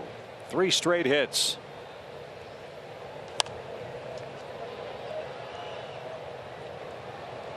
Yeah, and you just can't put your finger on what happens to cause the big innings. You know, I know Charlie, obviously he's had them, and it skews his stats a little bit. 682 slugging percentage against him with runners in scoring position, which is second worst in baseball among starting pitchers. And if he could put his finger on it, he'd fix it. But it's a shame because he's had so many good games that have just kind of been wiped out by that one big inning. Last start against the Mets. Fantastic game. Made the one mistake to McCann, gave up a 3-run homer.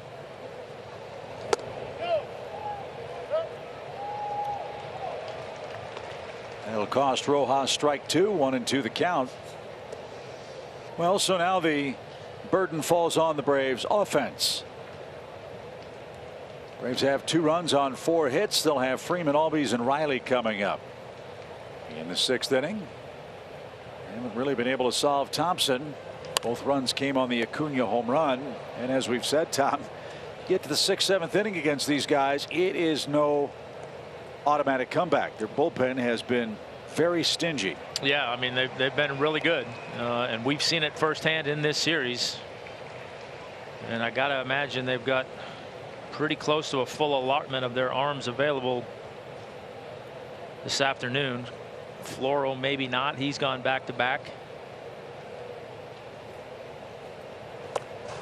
Blyer too. But we did not see Bender last night, and he was extremely impressive in his 2 innings of work the other day. Yeah, 6 strikeouts. Can't do any better than that. As the Marlins pen allowing a .203 batting average against the National League East this year. So you're down 2, still a manageable game, but there's nobody out. The pitches are piling up for Charlie here. That's fouled back. 2 balls, 2 strikes.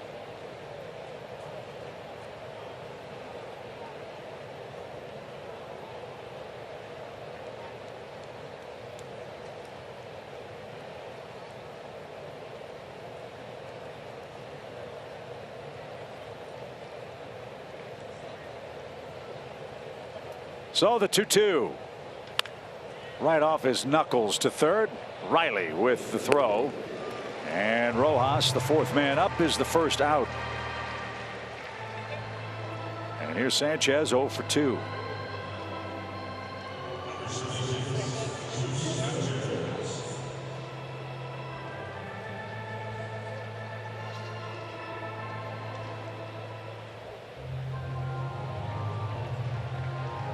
So Charlie Morton gets 1 out in the 6th inning. The 3-run homer turns the game around in favor of the Marlins. They're the first to 4 on the 4th.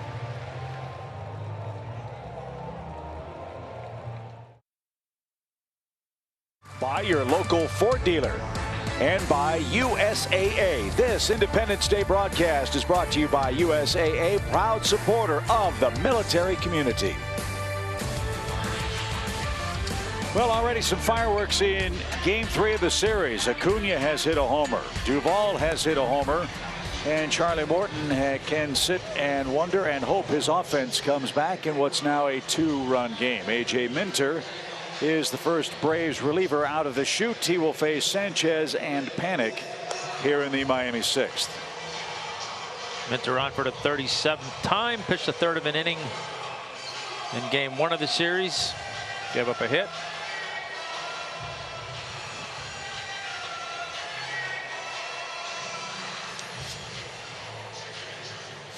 So a couple of left-handed bats back-to-back for Miami. Sanchez and Panic. And you've got Leon too.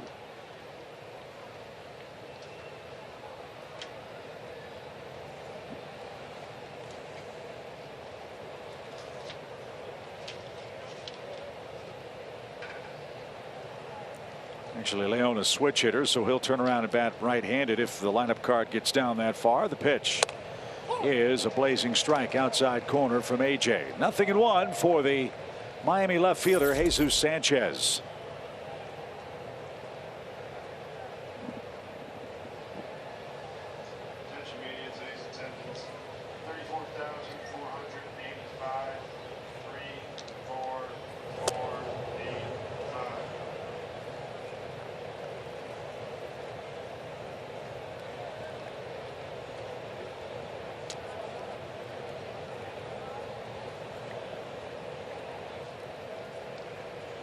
One ball, one strike for Sanchez, who originally signed with the Tampa Bay Rays.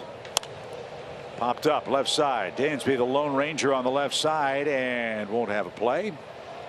And that's into the seats. Foul. It's a ball and 2 strikes. Miami got Sanchez with Ryan Stanek for pitchers Nick Anderson and Trevor Richards at the 2019 trade deadline.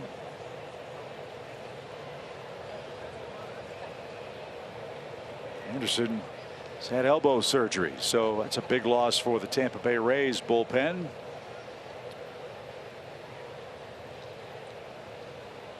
And now the 1-2 pitch. Fought it off and stays alive.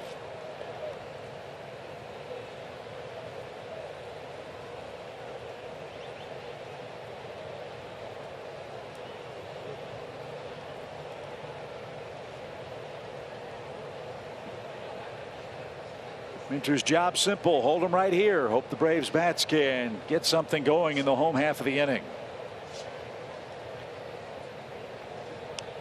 Braves got 5 1/3 out of Morton. 5 hits, 4 runs, a couple of walks. Miami stole 3 bases as Minter gets the first man on strike. Swing and a miss for Sanchez, who's 0 for 3. Good fastball by AJ there. Outside third of the plate, just above the belt. Sanchez will look like, how did I miss that? It was a good pitch. So here's Panic. He walked and stole a base last time up. He's also flied out to left.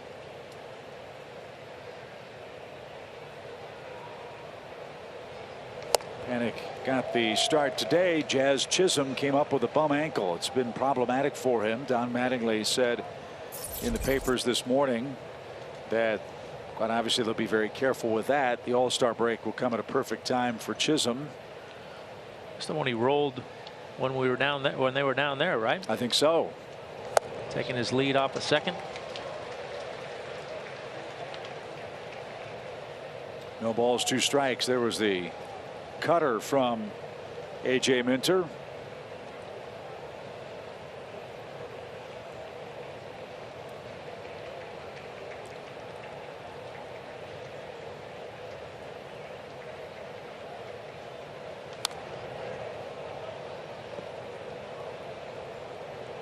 Miami's got a tough homestand coming up. Mentioned the Dodgers. They finished off Washington today. Now they'll enjoy the traffic jam getting to Dulles International Airport. They'll fly down to Miami to open a series with the Marlins. What time did that game start today? I think it was 11 o'clock. Oh, yeah? Yeah. I wonder why. Fireworks. I think they want to get everybody downtown. All right, makes sense. For the 4th of July fireworks at the Washington Monument. I believe that's where they put on the fireworks show in our nation's capital. So now you only got about 6.5 hours to kill. Yeah. Yeah. Well, go see the Smithsonian if you want. Sure.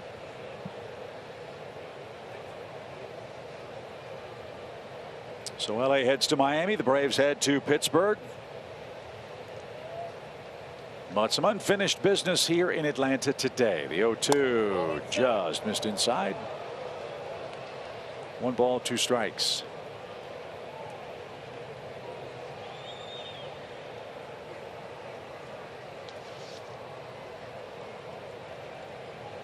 Pretty good pitching matchup down in Miami tomorrow night. Trevor Rogers and Walker Buehler.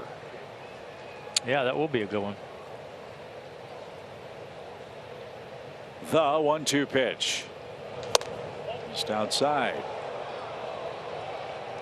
Not sure, Tom, if you've seen Trevor Rogers live or off the monitor. He's something else. Might be the rookie of the year in the National League. I haven't had a chance to see him yet. 2.14 ERA. Glad we missed him in this series. We've had our hands full with Zach Thompson. No kidding. 2 balls, 2 strikes. Bases are empty. A Duvall 3-run homer chased Charlie Morton. And now Minter turns it loose, and it's fouled straight back. It's a good couple of good fastballs. Panics spoiled this at bat, and a couple of fastballs that he took that just missed.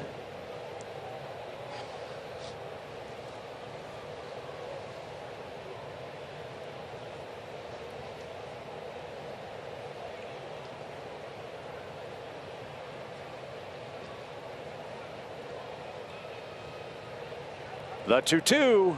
He came back to get him, and Minter strikes out the first 2 he was assigned in the 6th. Time for the Braves bats to go to work. They're now down 2.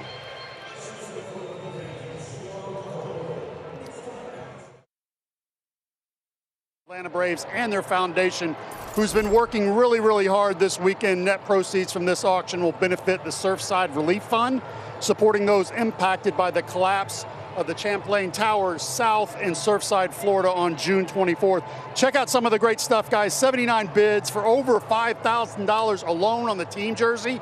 That finished out at $5,400. And Freddie Freeman, his jersey all by himself, over $2,000. If you're not at the park, behind the right field gate just inside, you can get the MLB Ballpark app, download that, go to the Braves page, and check out silent auction. And when you do come to the game, it doesn't matter if they have a live auction up or not. They're always going to have memorabilia that you can purchase here with it going to that great Braves foundation. So you get a jersey, you get a hat, signed Braves stuff, and I'm reminding you that it's never too early to shop for Christmas in July. Guys. Always a good idea, Paul. You are so well prepared. So it makes him great. He's always prepared. Also, the 50-50 jackpot proceeds that they have, the fan raffle at the ballpark, proceeds from that are going to the Surfside Relief Fund too, which is awfully awesome in the midst of that unspeakable tragedy down in South Florida. And we're thinking about you folks too today as Freddie Freeman leads off the Atlanta 6th. 4-2. Marlins have the lead. Zach Thompson's in front. Struck out 11 Nationals in his last game. He's got 5 strikeouts today.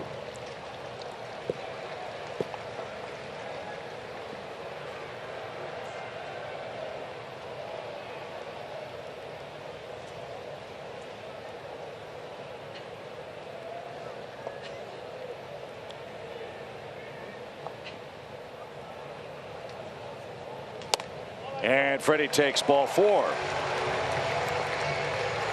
That is the first walk Thompson has issued today. Make him pay for it now. Yeah, good start to the inning. We'll take it. And so Mel Stottlemyre Jr. with this 2-run lead knows he's got a fully loaded bullpen for the most part. They know the importance of this series. They want to take 2 out of 3. Any more trouble for Thompson, and they may get him out of this game. Here's Ozzie, 0 for 2. Yeah, maybe Ozzie won't give him time.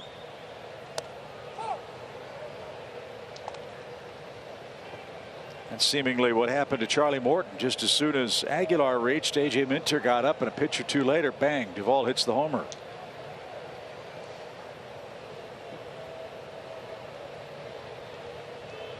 No balls and a strike for the Atlanta second baseman. The pitch is hit high in the air, deep toward right. Duvall full retreat to the warning track. Reaches up, makes the play.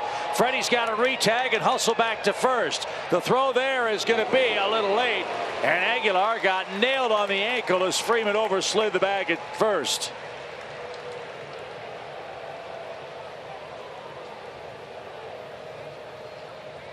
Clean slide by Freeman. He just couldn't stop his momentum as he knew he had to hurry back as Duvall made a terrific catch and almost doubled him off. That was a good play by Adam.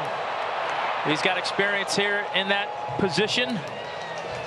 Went a long way to get that ball. The ball hung up just a little bit as it got out there. Gave the ball time to go get it.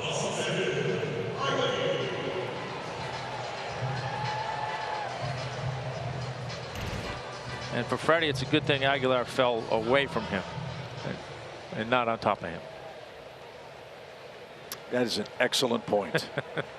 1 on, 1 out. Here's Riley. Slow roller hit toward third. Birdie will have 1 play. That advances Freeman, but it costs the Braves out number 2. Well, he's 0 for 3. And here's Dansby, who doubled in the second, struck out in the fourth.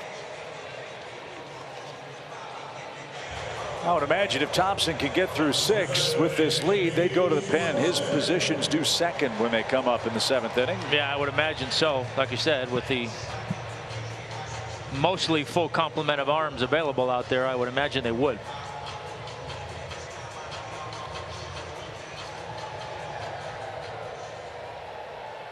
Anthony Bass, a right-hander, is the first Marlin reliever to get up.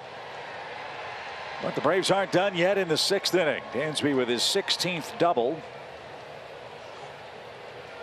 is his 2nd hit of this series. You'd love to get them all back right here, but one would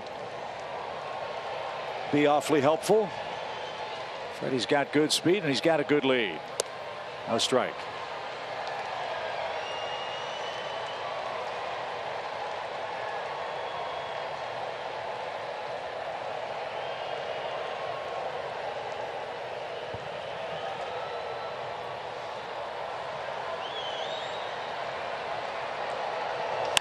In the air to right. That one curling away from Duvall. Still going. Can't get it. It's over his head.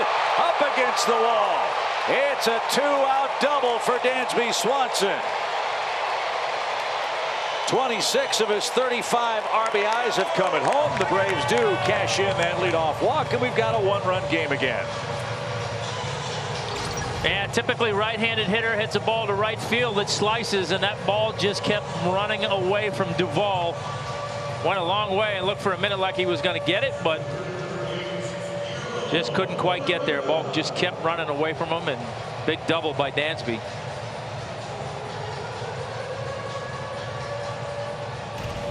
So it's a 1-run game, 4-3.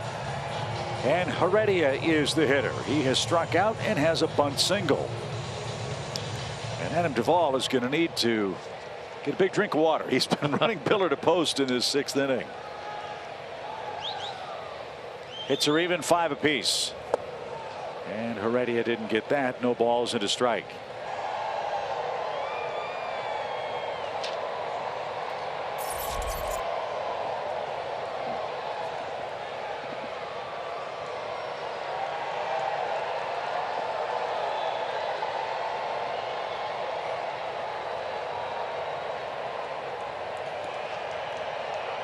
$34,000 plus, hoping for another 2-out hit from Heredia. Not that time. It's 0-2. Back-to-back changeups. Haven't seen many of those from Thompson today. I think we saw one against Ozzie, his last at bat. Back-to-back there against Heredia. 2 good ones.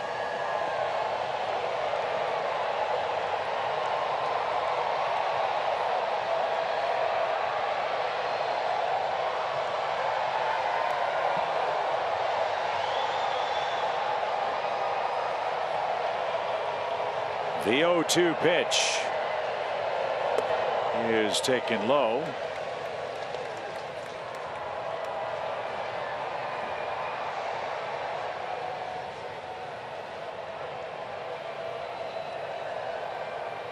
Yankees are helping us out. They're beating the Mets 4-1 in the 3rd inning.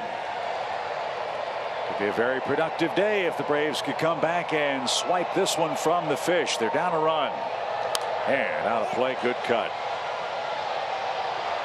Guillermo's our Coors Light beating the pressure feature. As I mentioned, Tom, last couple of weeks he's been awfully good at the plate. Yeah, he's done a really nice job. You see over his last 17 games, 340 average, 9 extra base hits, 10 runs scored, and played some spectacular defense in center field. So he's doing it all. Let's see if he can be a 6th inning hero for Atlanta.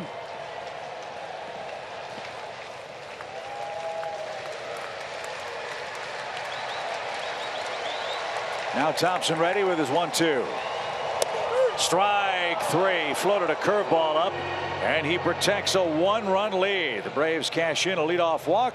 It is 4-3 after 6. And this Independence Day broadcast is presented by USAA, proudly serving the military community.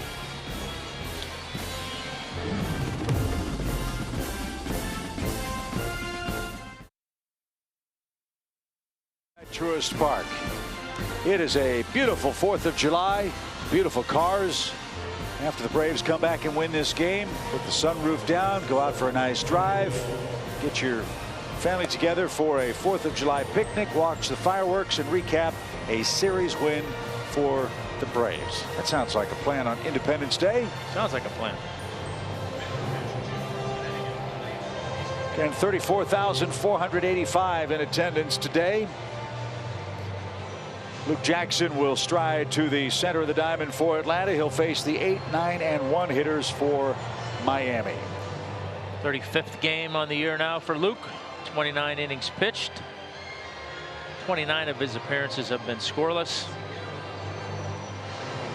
He's had a good year. Pitched a third of an inning here on Friday night, game 1 of the series.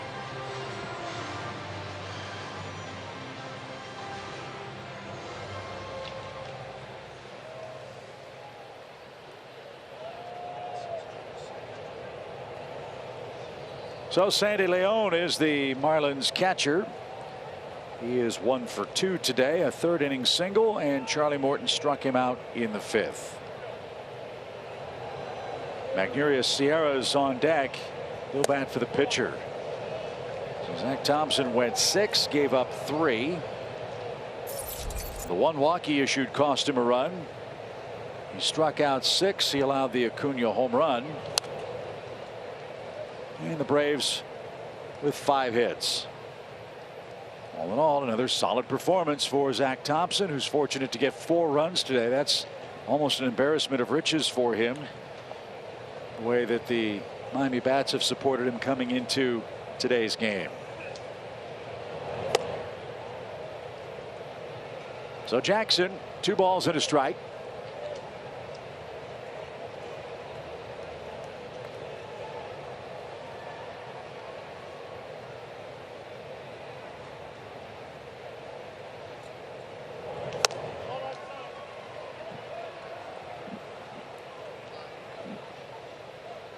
Three balls and a strike. Richard Blyer's gotten up. Now in the Miami pen. Bass was up earlier.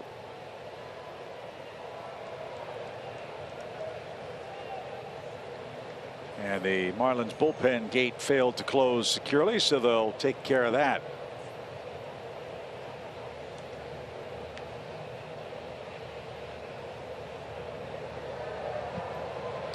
The 3-1 pitch. Popped up foul, back toward us, off to our left. They're getting closer. They are. Fan wearing a Deion Sanders jersey for the Braves came up with that souvenir. No, he didn't call for the fair catch. But he darted to his left, then to his right, picked it up, and was on his way. Fouled away, 3 balls, 2 strikes. Man, Deion was a lot of fun. Man, what an athlete. He could have been a pitcher. He was so good. Yeah, you know what? You're probably right. Hope Deion's doing well. I'd like to see him come back for alumni weekend sometime. 3 balls, 2 strikes. For Leon, and out of play foul.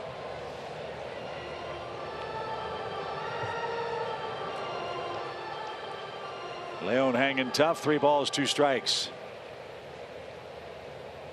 Were you guys caught up in, I don't want to use the word circus in a bad way, but in the craziness of Deion playing 2 sports?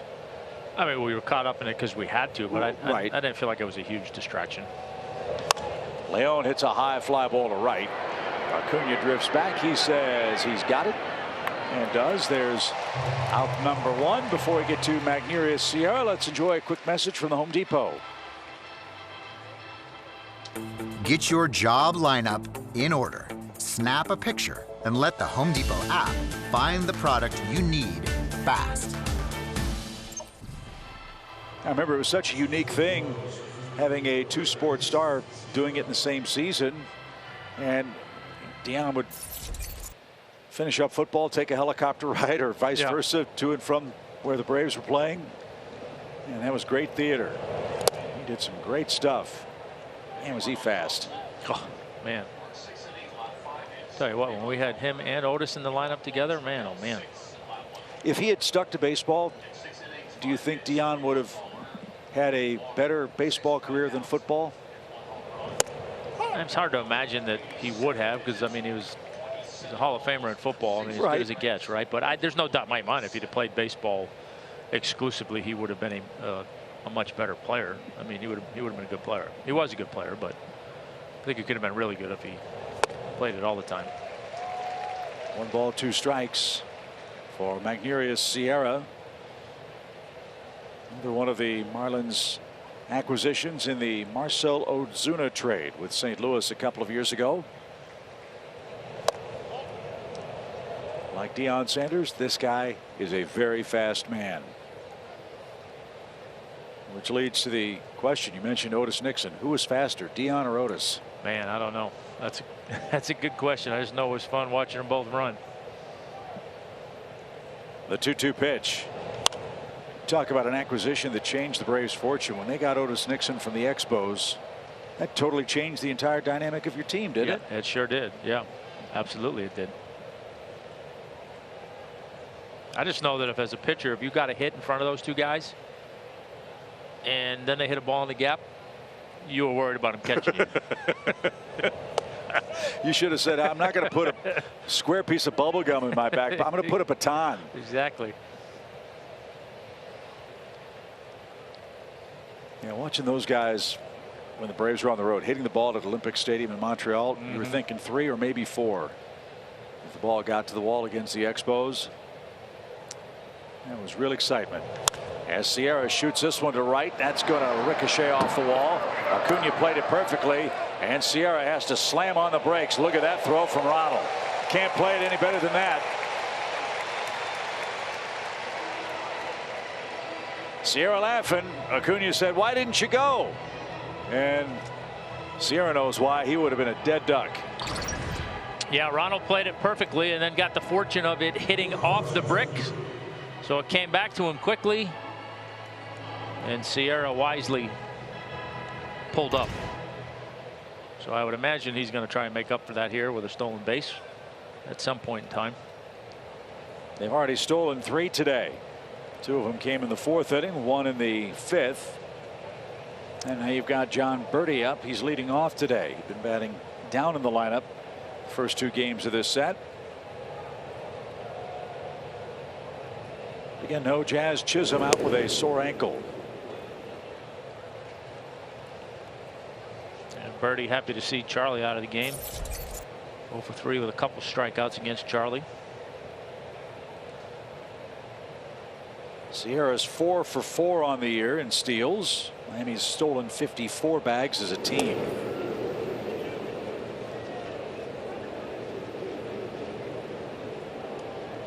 To compare the Braves and Marlins, Atlanta's stolen 39 bags. The Marlins have how many? 50? 54, counting the 3 today.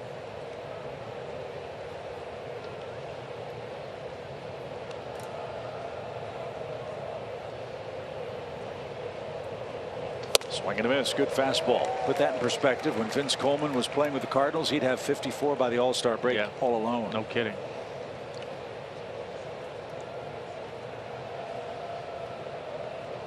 I think we're seeing the stolen base come back into vogue a little more. Teams are a little more aggressive on the bases. As catchers catch on one knee. Pitchers aren't used to holding runners because the preponderance of home run hitting swings. It's an opportunity if you have the personnel to do it, and the Marlins do. Well, that's the key, right? I mean, you can always talk about wanting to do it more or wish it was more a part of your team's game, but if you don't have the guys to do it, you know, you can't just invent it.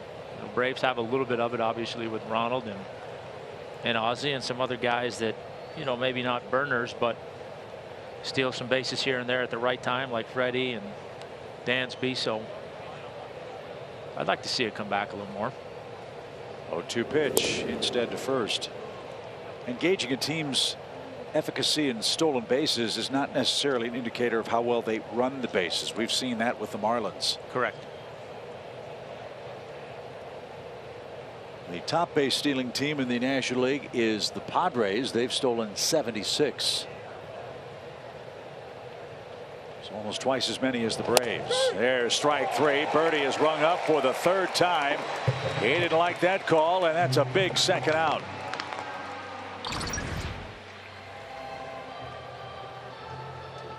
Yeah, right there. I mean, it looked like it kissed the outer portion of the strike zone. Not where it's caught, but where it came over the plate. Maybe the old too close to take rule for Birdie, as he's 0 for 4. Now Marte, the batter, he's scored 2 of the Marlins' 4 runs. It's a 4-3 game. The lower thirds due for Atlanta after the stretch.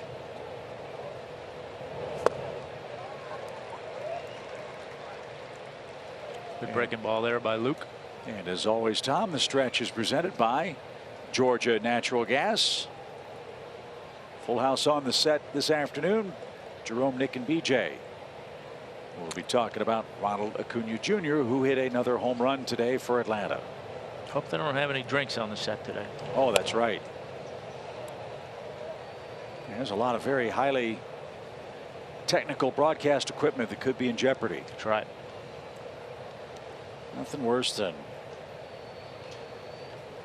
spilling your coffee on the set right before you go on air. I know. Oh, it's amazing how much liquid those big cups hold. I know. It's really frustrating when it's not yours, right? Yeah. Somebody's going to pay. If that happens, the pitch is outside. 2 balls and a strike. Luke doing a good job here, keeping Sierra there at first base. He's done a good job throwing over. He's quickened his delivery, making it hard for Sierra to get a good jump.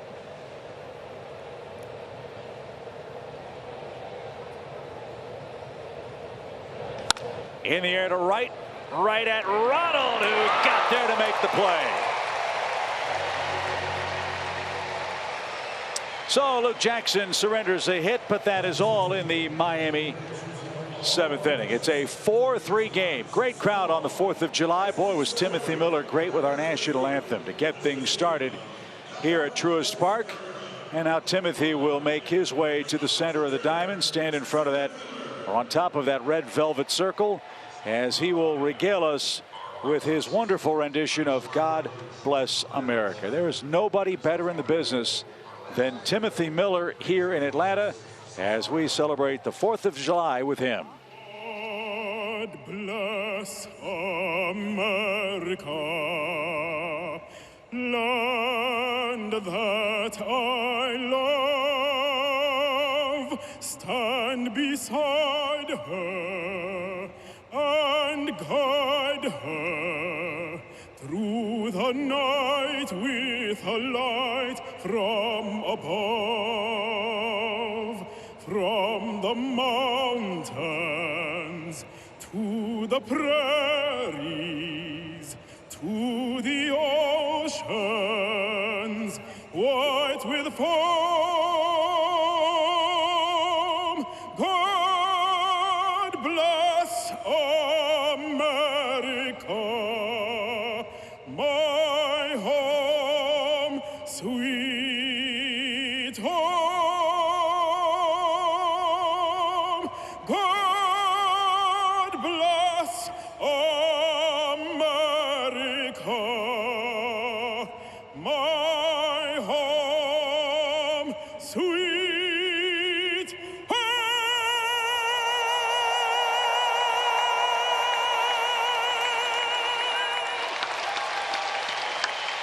He is simply the best. It's time for the stretch. Jerome, take it away. The Stretch is presented by Georgia Natural Gas. Live the greener life with GNG. Welcome into the stretch presented by Georgia Natural Gas. Jerome, Nick, and Brian in the top of the 7th there. Ronald Acuna Jr. wowed us with his arm, holding Sierra to a single. That was Clemente-esque. And then earlier in the game, BJ looked like a young Hank Aaron as he popped out yet another home run. Yeah, his 23rd home run of the season. He goes, yeah. You got to love it, man. You know, playing against the Marlins, he owns this team. And we get plenty of highlights like this. I love the little pat your chest, pump your arms. This is a new age. You gotta love it, Nick. Yeah, you do. I love the panda hat too. We need that out here on the set. I don't think we're ever gonna get it, but check out these home runs against Miami. This in the regular season, only 21 home runs, and you can see he used the entire field today. Going right center field was important for him to get back on track. In this series, he was 0 for 6 coming in, so to see him have that big 2-run home run today was nice to see as well. We get that panda hat out here, Nick. You have to wear it. We'll get you back to Braves baseball on this beautiful 4th of July. Where else would you rather be than Truist Park? Of course, back to baseball. Everybody, I'm here with the 90th Flight Training Squad. Our country is in good hands with these guys because if there's trouble, they can get there quick. Rebel, I gotta know, what gear is that fighter pilot in? Well, it's about like driving on the downtown connector in a Ferrari at about 55, and you know she's got a whole lot more, but you got to keep that thing on back there. That is the best answer ever. And when you're buzzing the tower, Flanders, how close can you come to the stadium? 1,000 feet. Feels closer than it is. 1,000 feet, man. I love it when you rock the tower.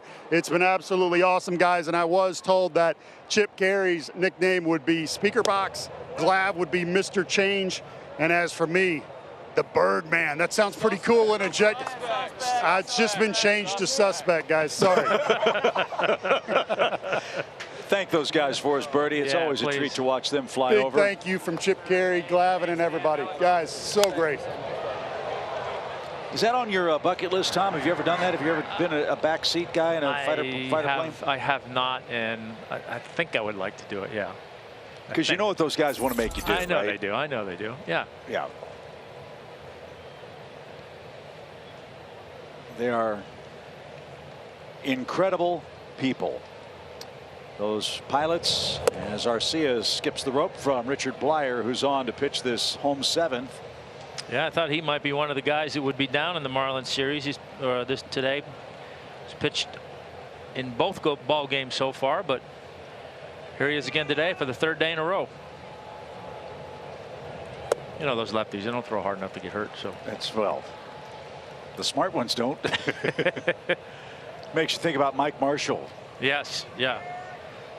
Cy Young Award winner as a relief pitcher. He had some crazy number, like 27 days in a row, I think he pitched. Yeah, crazy. Just over 200 innings out of the bullpen one year for the Dodgers. He's a former Brave, by the way. Hal will get us all the particulars on Mike Marshall. Again, different era. Back then, closers often worked 2 or 3 innings to get the save, not just 1. Arcia, 2-2 count. And on the ground, Birdie can't cut it off. And Arcia's got his first hit as a Brave. And he represents the tying run. Aguilar gives him a poke. They were former teammates in Milwaukee. And let's see if Arcia gets that baseball as a souvenir. They'll toss it to the Marlins dugout. See if that gets authenticated. Yeah, that was the only chance they had, is if Birdie was able to cut that ball off. Rojas was not going to field it and throw Arcia out. Birdie not be able to get it. Good start to the inning. So Contreras will try to advance the Braves leadoff man. If memory serves, Arcia can run pretty well. But you've got a lefty looking at him here. The pitch is hit up the middle. Oh, what a diving stop for one, and a first, a double play. Unbelievable play by Panic to save a base hit and maybe a big inning. I thought that ball was by him. I think it might have been by him when he caught it. What a bad break. What a great play.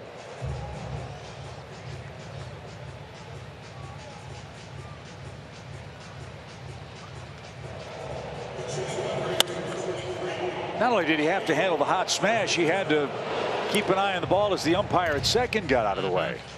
That is huge play on a ball hit 109 miles an hour off the bat.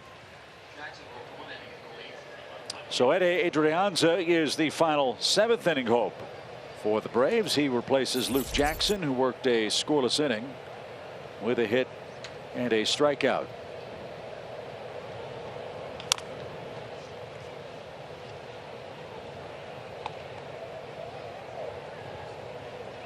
Ground ball, a big part of Blyer's game. 70% ground ball rate last year. That ranked first among relievers.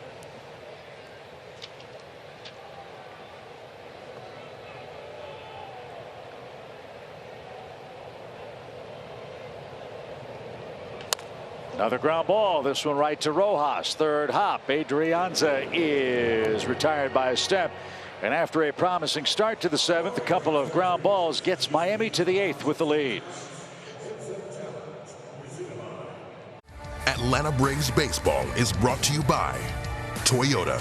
Visit your local Toyota dealers today. Toyota, let's go places. Georgia Natural Gas. Live the greener life with G&G. And by Truist. BB&T and SunTrust are now Truist. We've got another one-run game between the Braves and Marlins. This time it's the bad guys in front as we head to the 8th inning as we push in on this 4th of July. A beautiful afternoon. Our Xfinity live look cam zooms in from right field high above the Comcast building here in Atlanta, Georgia. Chris Martin is the third reliever following Charlie Morton. Minter went 2/3 scoreless. Luke Jackson a 0 in the 7th. Now Martin will face the 3, 4, 5 hitters for the Fish. On for the 21st time. First time in this series. Pitched back-to-back in the Mets series. 2 scoreless appearances there. 2 innings of work. Gave up a hit. A couple of walks and a strikeout. So big inning here. Big part of the order. Keep it at 1.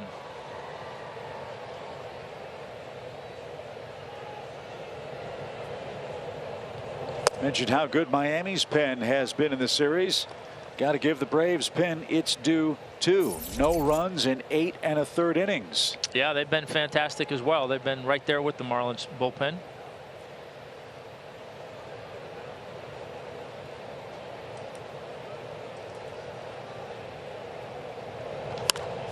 Popped up.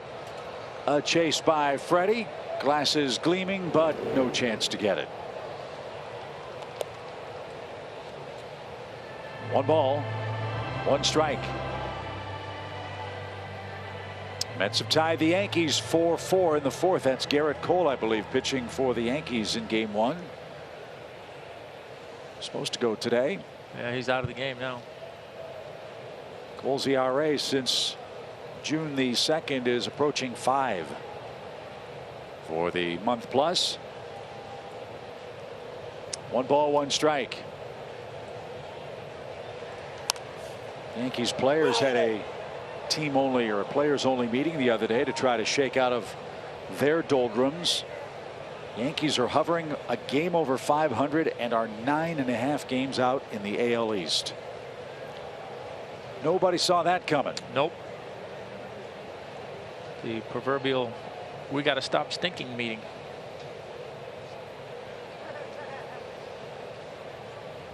One ball, 2 strikes for the Marlins first baseman Jesus Aguilar, and a base hit to right.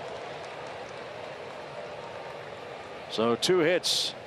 This one came with 2 strikes, and the leadoff man on again for Miami. It's happened 4 times in the last 5 innings. You ever imagine a time, Tom, when the New York Yankees would be dead last in runs scored in the American League? Not with those guys they have in that lineup. No. I mean, you know, look, every team has some down years and you have some rebuilds from time to time, but they are not in a rebuild. So with that lineup that they have, it's hard to figure out.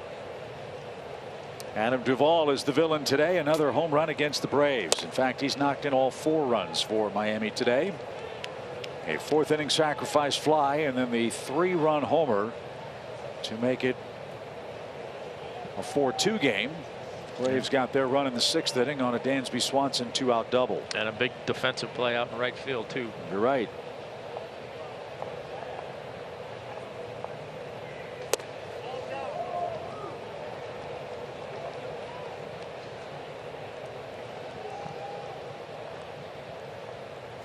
So 19 homers, 60 RBIs for Adam Duvall.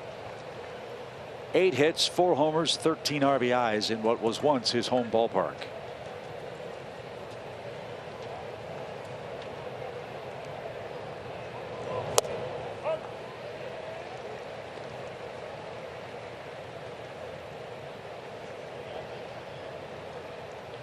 As you see on the Bally bar, there's your summary of Charlie Morton's day. Zach Thompson trying to win his third. Another shot, this one to right, headed for the pole, and that one is going to curl fair. It stayed fair. It's a home run. Ronald Acuna Jr. is looking up with hands outstretched. He thought that ball curled at the pole. Chris Martin's going to talk it over with Dan Iasonia, and this one's going to probably get an umpire review. Oh, for sure. Of course it is. I mean, no need for everybody to get all up in arms on the field, I don't think, because it's going to get a look at. I thought it was foul to the eye, but if the ball stays in focus in front of the pole, clearly foul.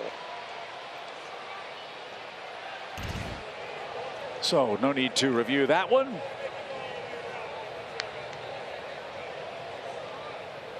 Aguilar will trot back to first as Duvall almost hit another homer. No argument from Don Mattingly of everybody in the park. He would have the best view of it. Looking down the first base line from the third base dugout.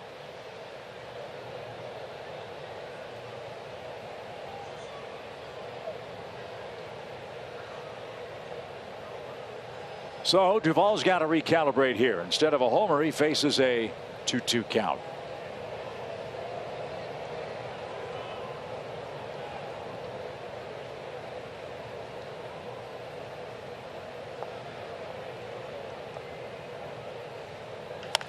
A base hit to left, softly hit. Aguilar around second is going to chug to third. The throw is way off target, and Duvall takes second on the Arcia misfire to third base. So back-to-back 2-strike hits for Miami as they try to add some insurance here in the 8th inning. Smart base running by Aguilar. I mean, again, big man, not a lot of speed, but he read that really well. He saw that Arcia had a long way to go to come to that ball, and he decided to take a chance. And Duvall smartly on the backside of that goes to second on the throw. So what did I say earlier about stolen bases not being the determining factor for how good a base running team you are? There's an example. So now Martin's got a real mess. 2 hits with 2 strikes. Infield has to come in. And Rojas is the batter. He's singled, stolen a base in 3 trips.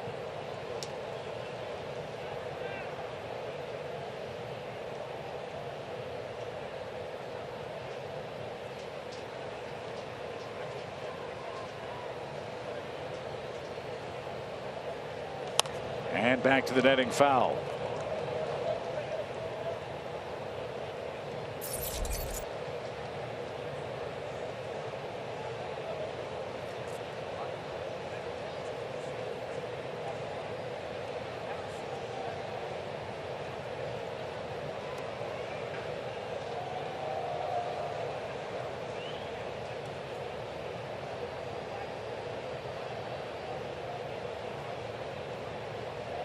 No balls and a strike in a tight spot. That's way high. 1 ball, 1 strike.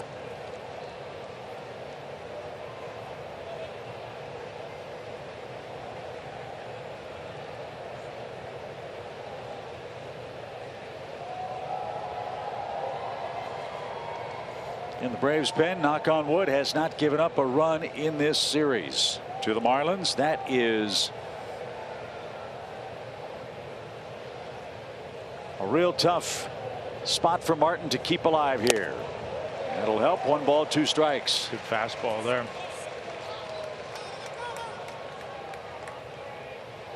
Josh Tomlin is up.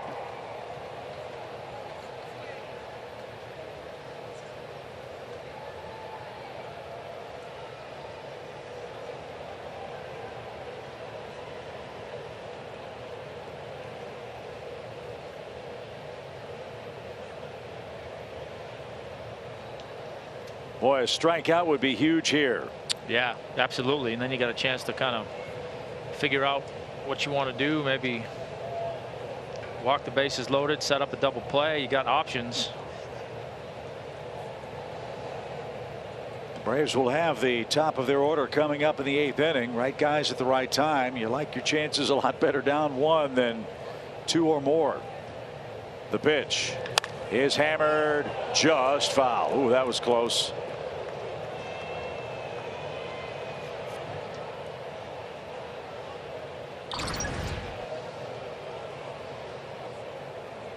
And that's why you stand at foul ground. Yep, and to your point, game of inches. That ball was barely foul.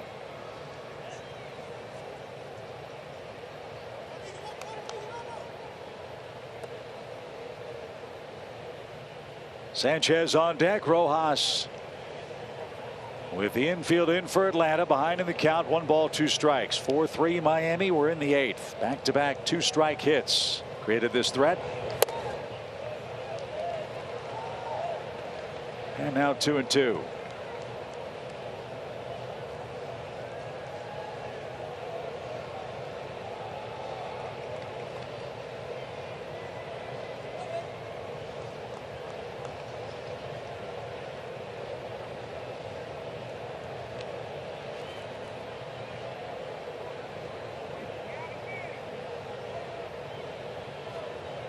Another very important pitch.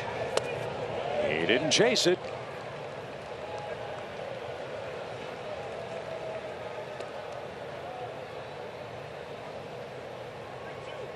And now it's a full count. Well, quality at bat from Rojas is just what you'd expect out of him. Guy's a grinder. He's a tough out.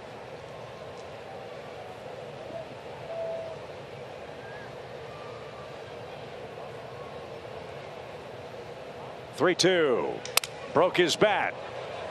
Aguilar won't be taken off. Duvall took off, and the Braves will get a free out. Duvall, a base running mistake.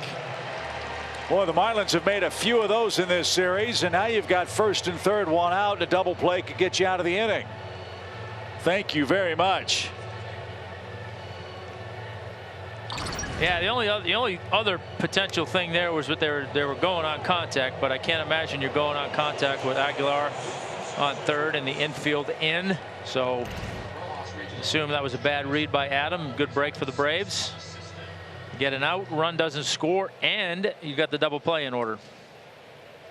And a kid that might strike out too. Sanchez has done that twice. He's also lined out to center. So first and third, can Martin wiggle off the hook here?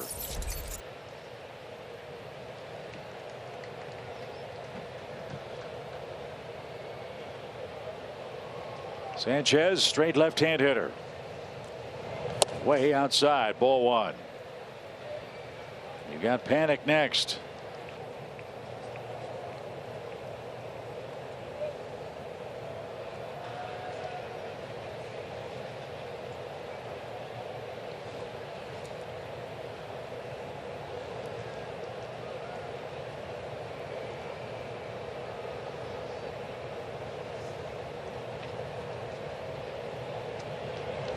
Fouled back.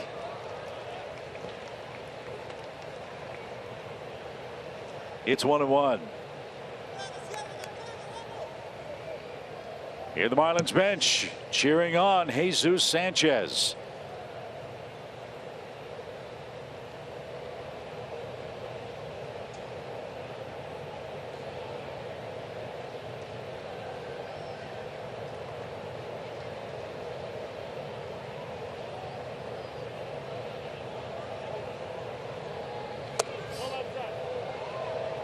He's trying to get him to chase, but these Marlins hitters are showing an awful lot of discipline. 2 balls and a strike. That was a changeup. Yeah, the challenge here with Sierra, if he does hit the ball on the ground, is he going to hit it hard enough for you to be able to turn a double play with his speed?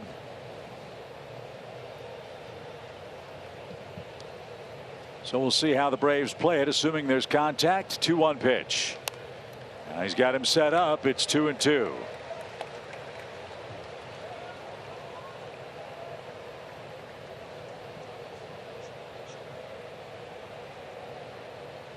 Don Mattingly slowly letting these young Marlins players get to the big leagues, get some big time action.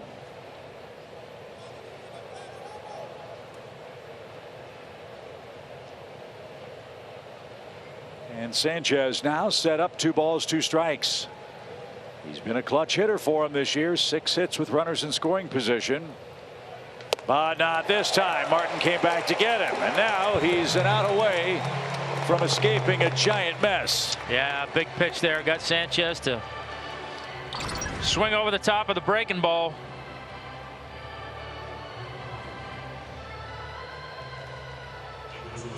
I think the change of speed got him more than the break.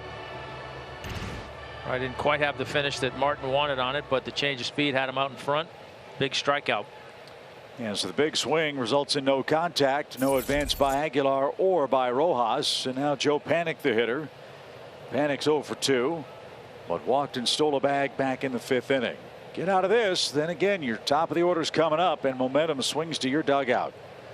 Can Martin do it? Excellent start. Strike 1.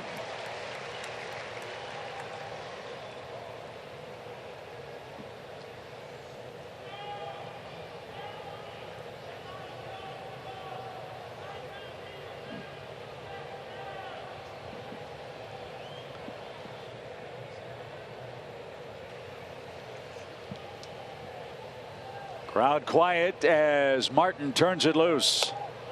And outside, didn't get it. 1 ball, 1 strike.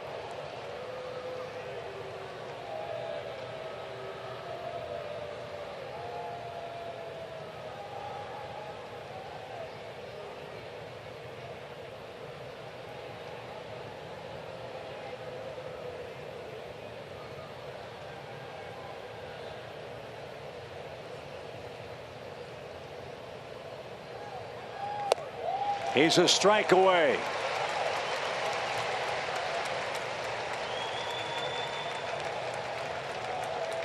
So a whole host of opportunities for Martin in this position. He can throw anything he wants.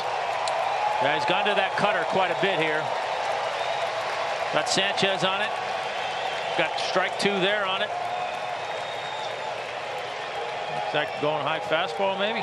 Runner at first goes. Ball on the ground to Dansby. He'll flip to first and call Chris Martin Houdini. He got out of it. 2nd and 3rd. And the Marlins cannot add on. The top of the Braves order is coming up in a 1-run game. It's Ronald time. It's Freddie time. It's Albies time on the 4th of July in Atlanta. Brought to you by Xfinity X5. Experience a powerful and secure Wi-Fi connection for all your devices. The Georgia Lottery. Today could be the day. And by Atlanta Motor Speedway. Get a Braves and NASCAR ticket for as low as $59 at Braves.com/AMS.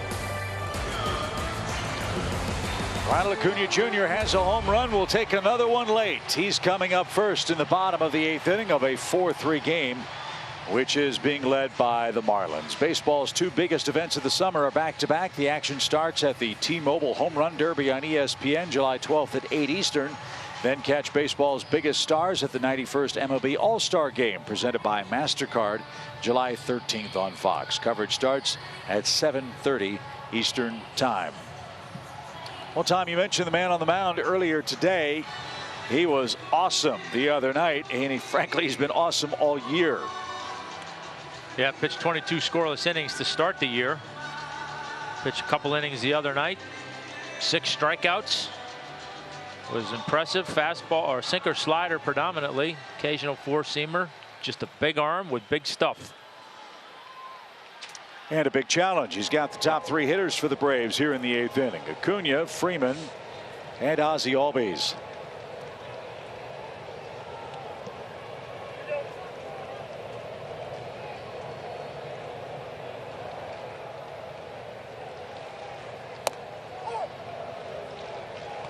A spinner called a strike. 0-1.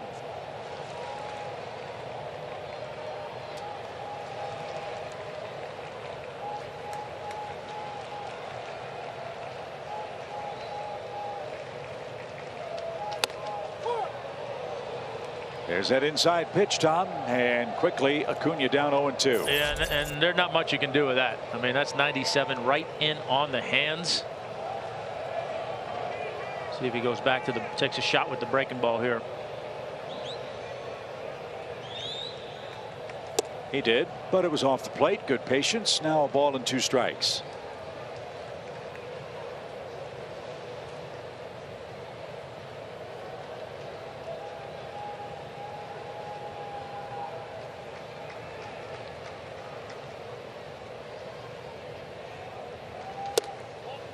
Two and 2.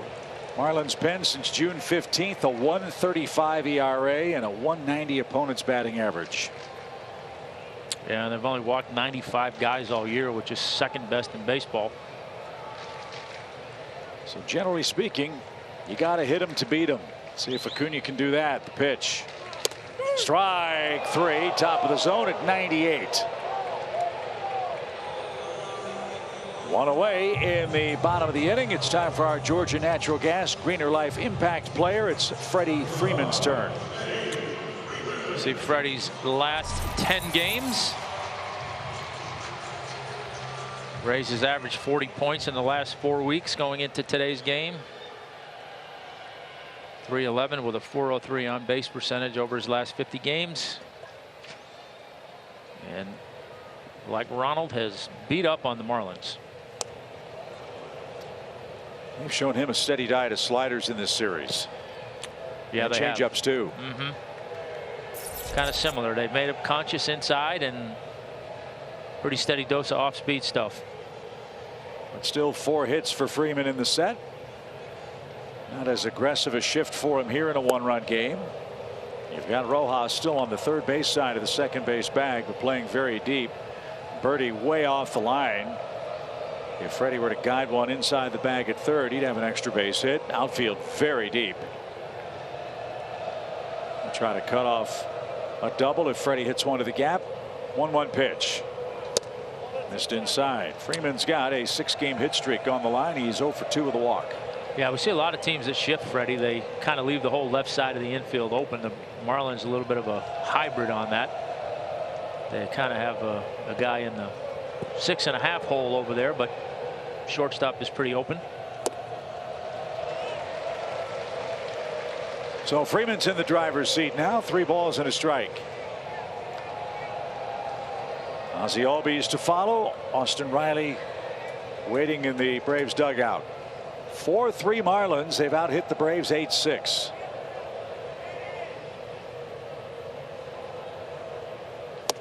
Made him throw a strike. It's a full count. Boy, he painted that one. 97 on the corner.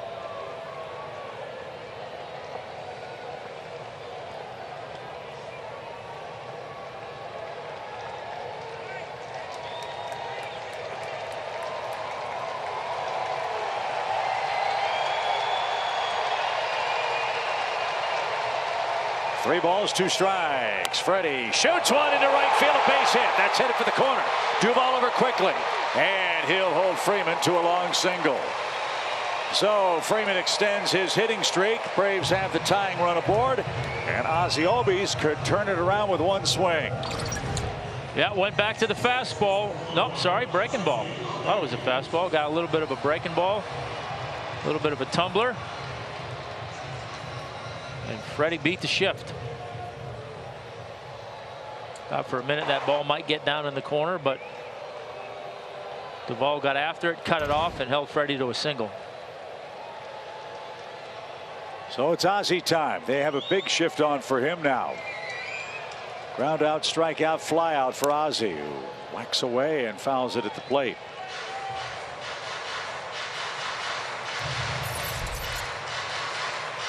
Ozzie trying to spoil what's been a great series for the former Milwaukee Milkman, Anthony Bender.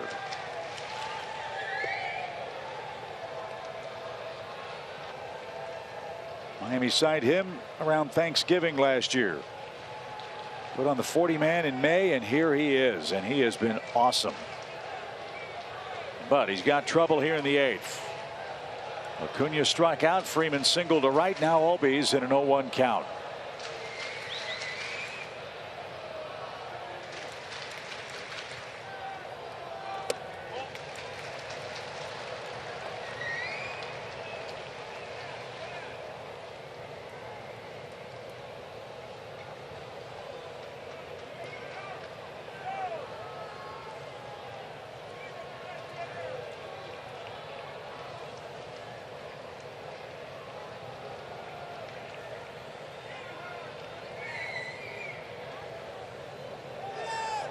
Runner goes. The throw to second is going to be in time. Leon throws out Freeman. Braves tried to steal a base to get him in scoring position, and no such luck.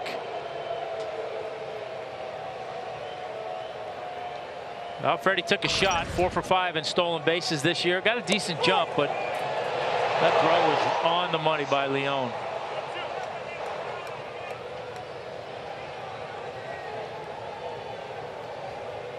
Rojas knew he got his man. Oh, caught the ball and applied the tag in one fluid motion. That was perfect. So now 2 are outs, and the Braves are down to their last 8th inning strike.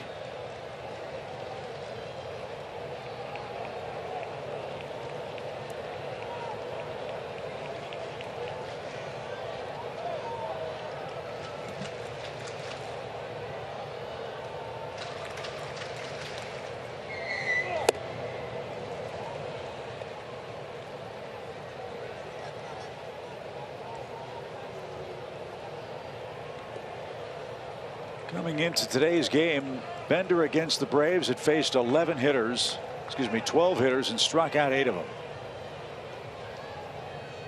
He's punched out 1 of the first 3 in this 8th inning. Pitch. And he gets Ozzie to swing and miss, and that will retire the side. Bender continues his dazzling rookie season with the Miami Marlins. They go to the 9th, leading 4-3.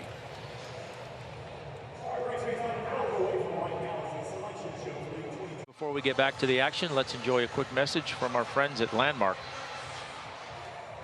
Chip Carey at Landmark Morrow for out of the park deals. Shop Landmark's #1 lineup at landmarkdcjr.com. Always the best deal, always. Well, the Braves hoping for a 9th inning walk-off. That's the best they can hope for here in Game 3. To do that, you need Shane Green to pitch effectively here in the 9th inning. He'll have the 8, 9, and 1 hitters coming up for the Marlins. Forget the ERA, Tom. Consider where it was just a few appearances ago. It is definitely trending in the right direction. Yeah, on for the 11th time, 4 straight scoreless. I'm sorry, 4 straight. Sorry, 4 straight scoreless appearances. 2/3 of an inning in this series with a walk and a strikeout. So keep that streak going right here. Sandy Leon with a great defensive play throughout Freddie Freeman trying to steal a base a moment ago. That was a biggie. And he's the first man that Shane Green faces here in the 9th inning. Garrett Cooper is on deck. He's going to pinch hit for Bender.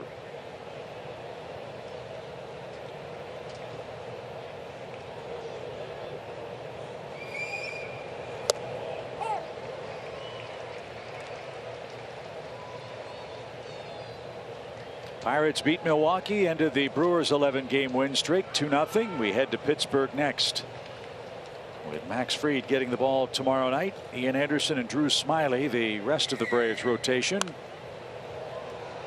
Then back at it again against the Marlins for the final weekend leading up to the All-Star break.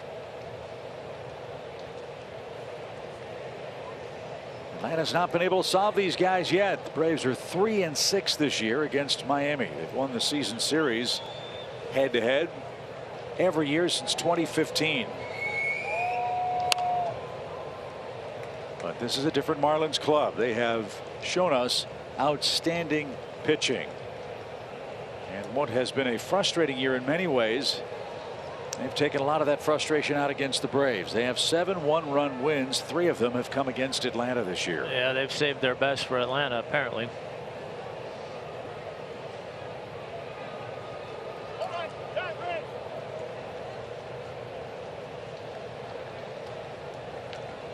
I think Dan Iasonia forgot that it was Shane Green on the mound. I think he said, "Timeout, Chris." I thought that's what I heard him say.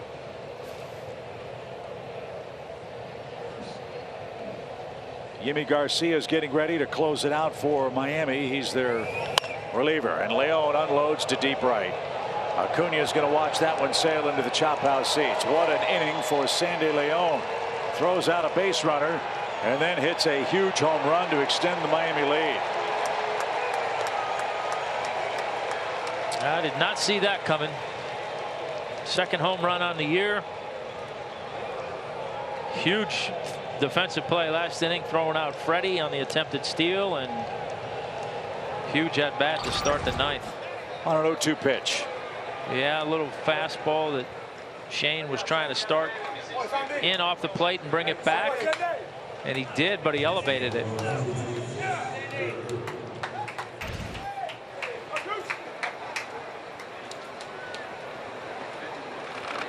So Leon extends the lead to 5-3. That is the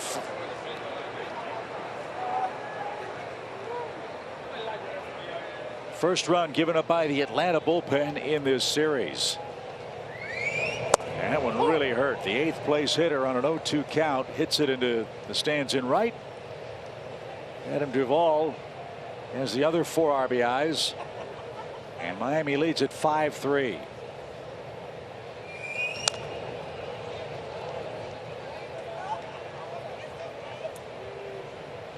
The only run the Marlins bullpen has given up came on July 3rd yesterday, and it was an unearned run. That was Dylan Floro, if memory serves.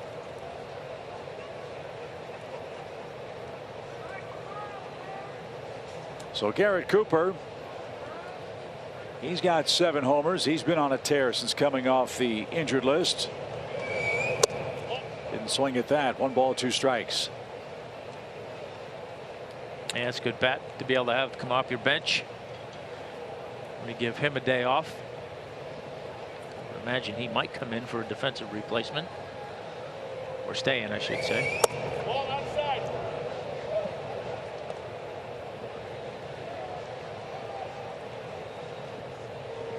Well, at the start of the year, we said, look, if you want to win the division, which we thought was going to be a very competitive one, and in many ways it has, not in the way that we imagined, you got to beat Miami. And the Braves have had trouble doing that. Arcia makes another nice play in left. Remember, earlier in the game, he went back to the wall and tracked down a fly ball off Duvall's bat and looked very smooth. That was not an easy play. A sinking line drive retires Cooper for out number 1. Yeah, I got a good read on that ball. Came in. Made a nice play.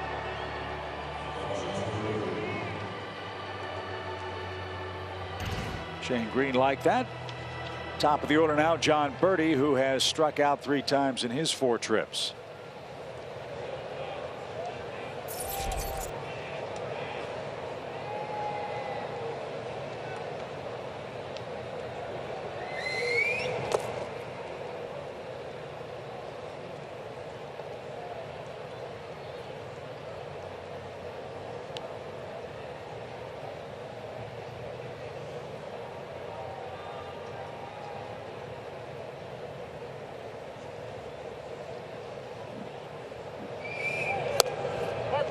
Evens the count. The Yankees have taken a 5-4 lead now over the Mets in game 1. They'll meet again later on the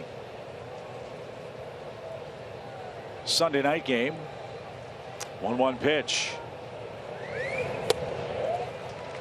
And 1-2.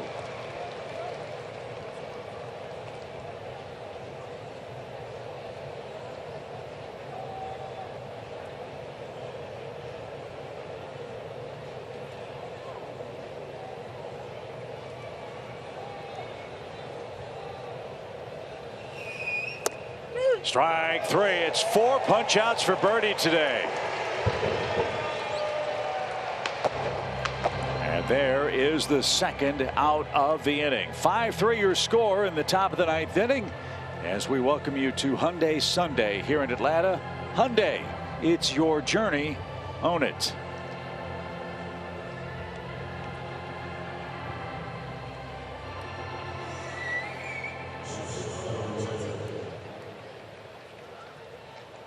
So here's Marte. He scored 2 of the 5 Miami runs.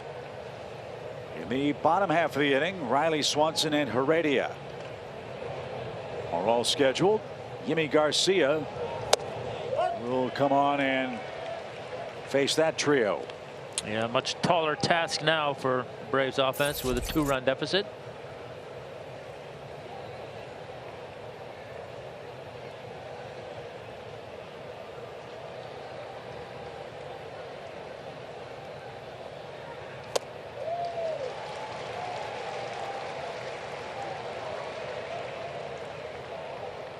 He's made much better 2-strike pitches to Birdie. Hopefully one more to Marte here, who struck out in his first at bat.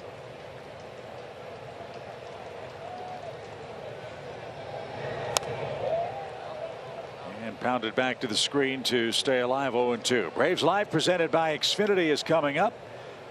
Hopefully Nick, Jerome, and BJ will talk about a walk-off in the 9th for the Braves. They need 2 to tie, 3 to win at this point.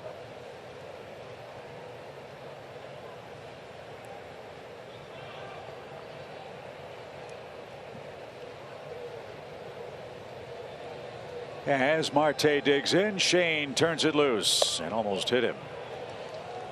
A ball and 2 strikes. Reds just knocked off the Cubs in Cincinnati. 3-2 is the score. Cubs had that great run about 3 weeks ago. Since then, times have gone tough for David Ross's club. Here's the pitch. It's up the middle. Dansby couldn't get it. And Marte with a 2-strike hit. Last 4 hits for the Marlins have all come with 2 strikes. 2 against Martin, 2 against Green here in the 9th, and that continues the inning with Aguilar coming up. Yeah, a little sinker running back in on Marte. Right back up the middle for a base hit.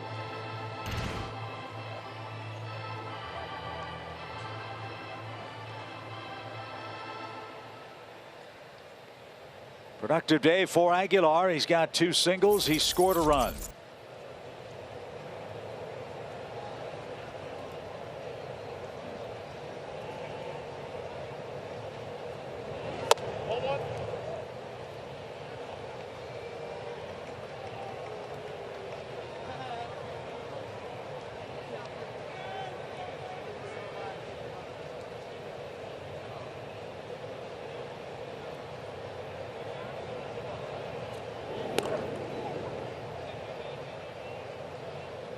Yeah, Marte with a stolen base already in this game. Wouldn't be surprised to see him try again here if he gets a good read.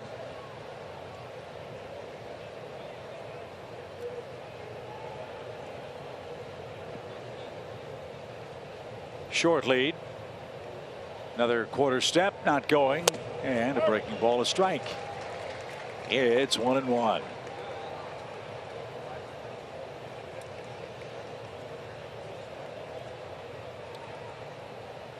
Don Mattingly has the game set up exactly how he'd like it. He leads. He's got his closer ready. Braves have already gone through their top 3 hitters. Green's had to throw a lot of pitches in this inning. One cut on and missed, a ball and 2 strikes.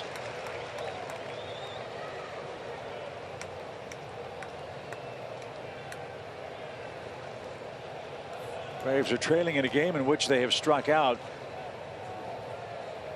12 men.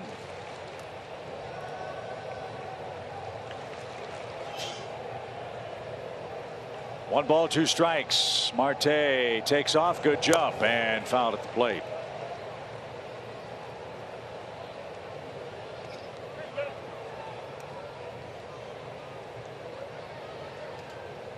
So Starling will head back to first.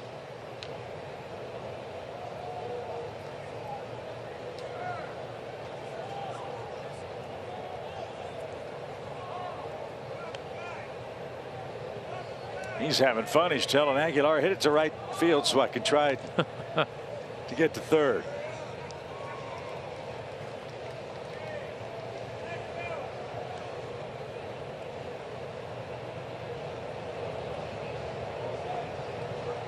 The pitch is low. 2 balls, 2 strikes.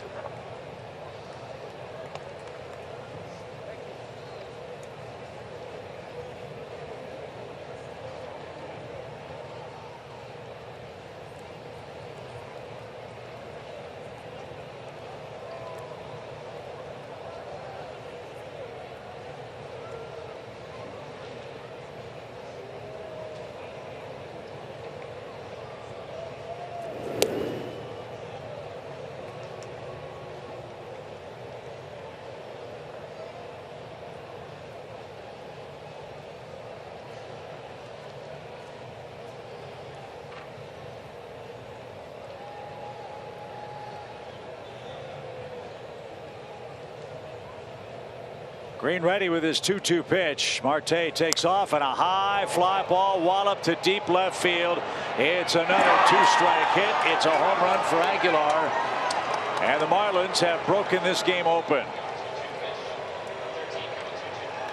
Every single one of that man's homers have come on the road. He finishes his day with 3 hits in as many at bats, and the Marlins get 3 in the 9th and take a 7-3 lead.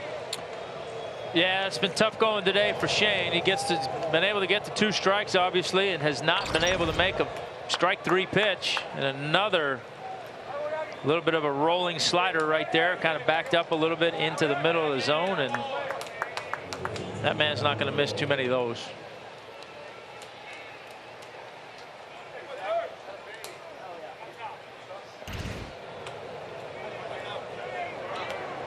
So 7 runs, 11 hits for Miami. All the hits came on 2-strike pitches. Leon homered on an 0-2 count to start the inning. Line out strikeout. Marte singled on a 2-2 pitch, and then Aguilar with 2 strikes unloaded into the Miami bullpen. So I guess the decision for Don Mattingly, I beg your pardon, is Garcia or someone else. He was up and hot in what was a 1-run game. Then it was a 2-run lead. Yeah, it didn't look like anybody else is throwing down there. So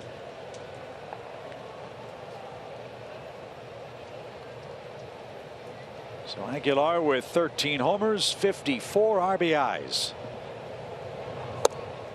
He's knocked in 3. Duvall has knocked in 4. Leon has knocked in 1.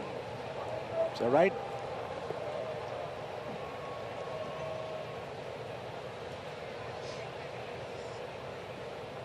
No, Aguilar's knocked in 2. I beg your pardon. Not 3. 2 for Aguilar. Duvall 3. Leon 1. And a line drive into center. This one on a 1-strike count.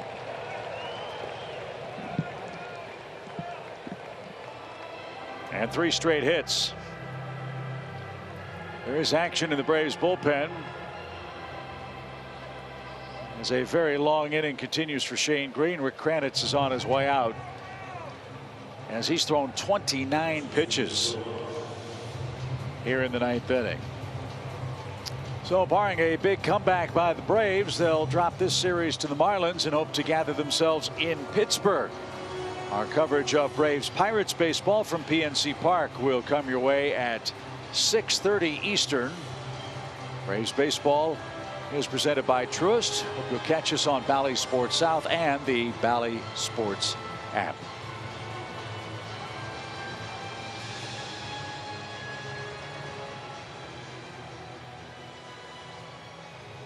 So 3 runs, 4 hits against Shane Green in the 9th inning. And Miguel Rojas is the hitter.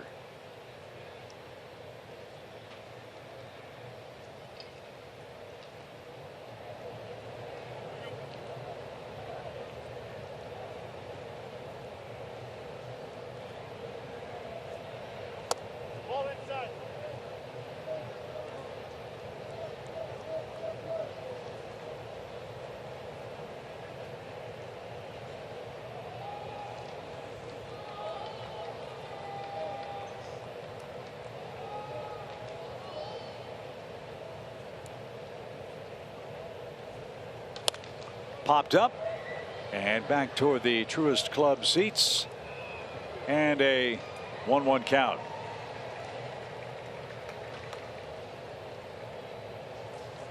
As things stand now, Zach Thompson and Charlie Morton are the pitchers of record. Morton's allowed 13 earned runs in 15 1/3 innings against Miami this year.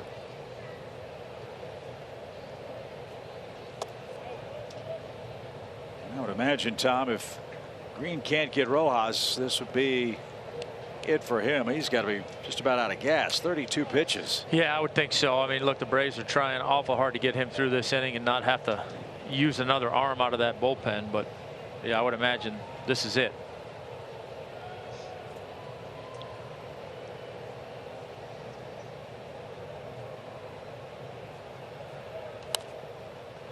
Over the netting foul, 2 balls, 2 strikes.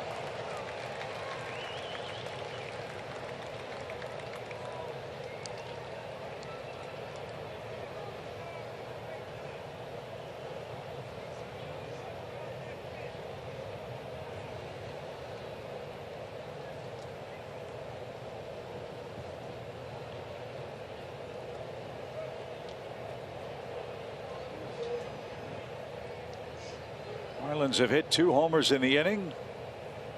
Shane Green's allowed 3 for the year. He allowed 2 last season in relief for Atlanta. What was so disappointing about this outing was, Tom, as we said, he was trending exactly where the Braves were hoping he would continue to go. Look, you have bad days, I get that, but I don't think anybody expected the Leon home run and then all this trouble with 2 strikes in this inning. Yeah, as well as Shane's been throwing the ball coming into this game. Yeah, I didn't see this come in, and you know, he's just been a touch off, obviously, with 2 strikes. Just hasn't been able to make good 2-strike pitches.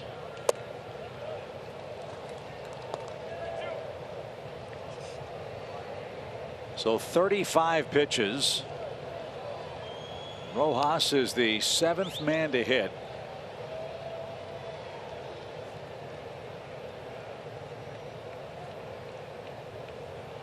With a 3-2 count, Freeman will play behind Adam Duvall. There he goes, and the pitch is swung on and missed, and that will retire the side. It's 7-3 Miami.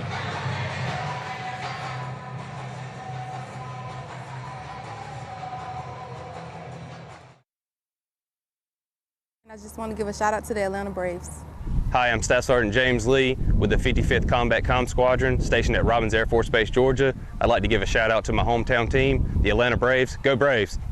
Ham Corporal Matt Frank, Jasper, Alabama. I just want to give a quick shout out.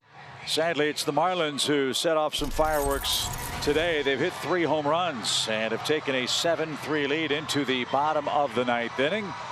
It is going to be Yimi Garcia to come on and close out this game for the Marlins. The lead's too great for the save, but he was up, he was hot, he's been good. This is his 34th game.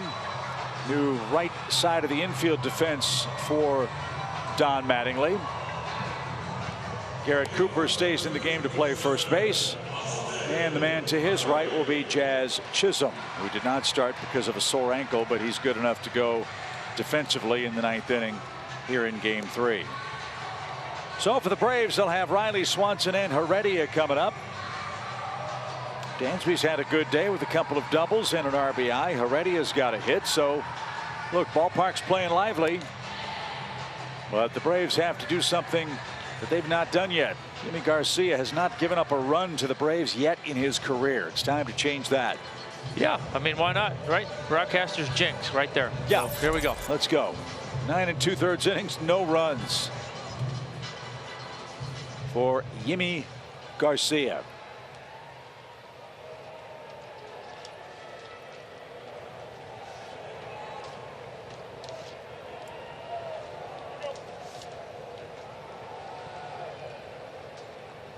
Riley's grounded out twice. He's flied out once, and that's off the plate. 1 ball, no strikes.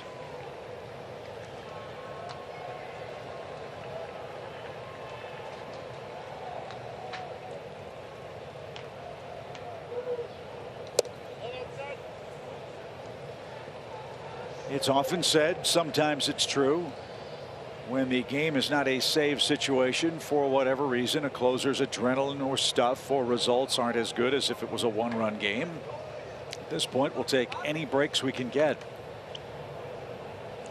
Nothing wrong with that pitch, though. 2 balls and a strike. No, yeah, we've seen it a lot. I mean, closers often come in non-closing situations and have trouble. So maybe this will be one of those situations.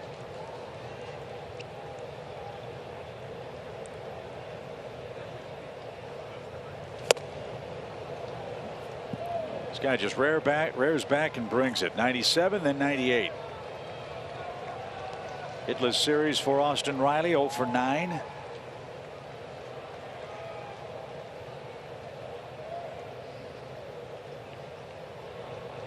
And now the 2-2 pitch. circled over the screen to stay alive. They're underway in Colorado where the Cardinals lead the Rockies 2-1. That's the homecoming finale for Nolan Arenado and St. Louis. The Giants play in Arizona later on tonight. The Giants, I believe, have the best record in baseball. Entering action today. Triple check that for you. The pitch. Line drive headed for the gap. And in for a base hit. So good time for Riley to pick up his first knock against Miami in this series. And there's a start in the 9th inning. Eric, good at bat. Spoiled a good 2-strike pitch. Got one he could handle. Base hit.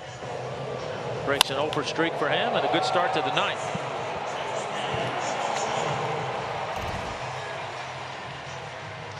Giants are 52-30. Boston is 52-32.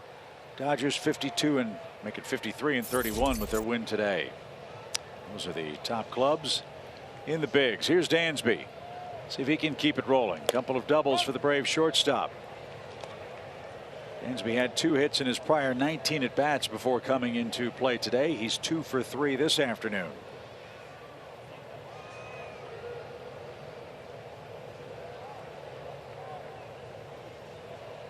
Atlanta with 3 runs on 8 hits today.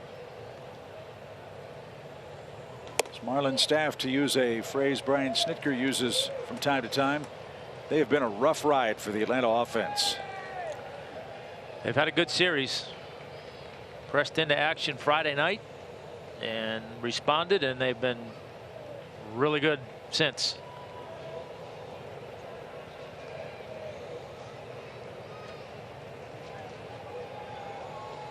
One ball, 1 strike.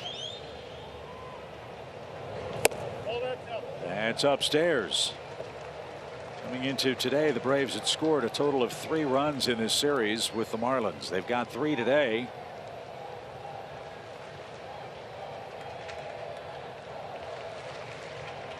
Led it 2-1 until the 6th inning when Duvall hit a home run, a 3-run blast that ended the day for Charlie Morton. The Braves have played catch up ever since. 2-2.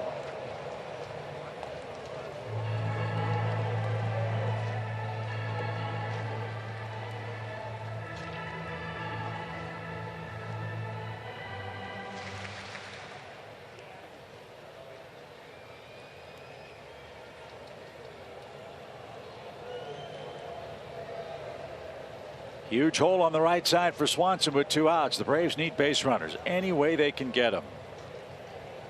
They're down 7-3.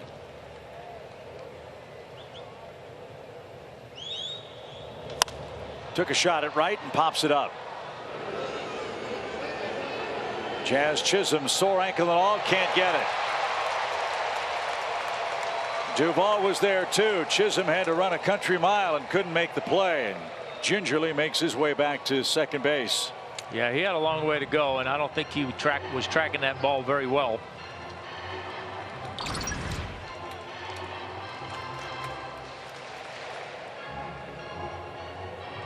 From the sunshine to the shadows didn't help either. No.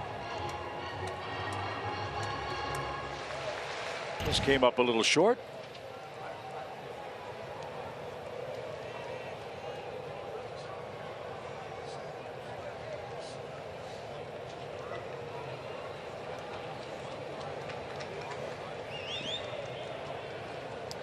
The 2-2 on the ground.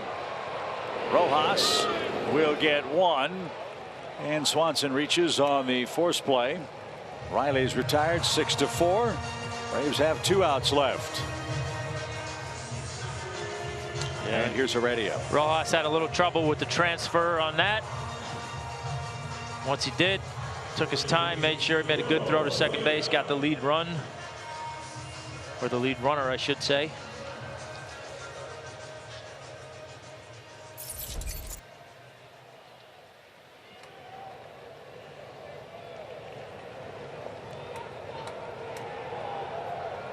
Marlins bullpen has slammed the door on the Braves this entire series.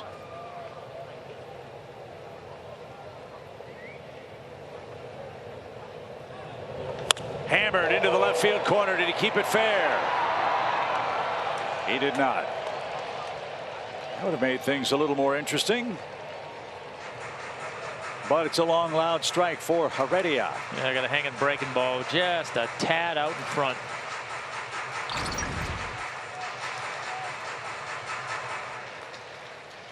Whoa, what a catch.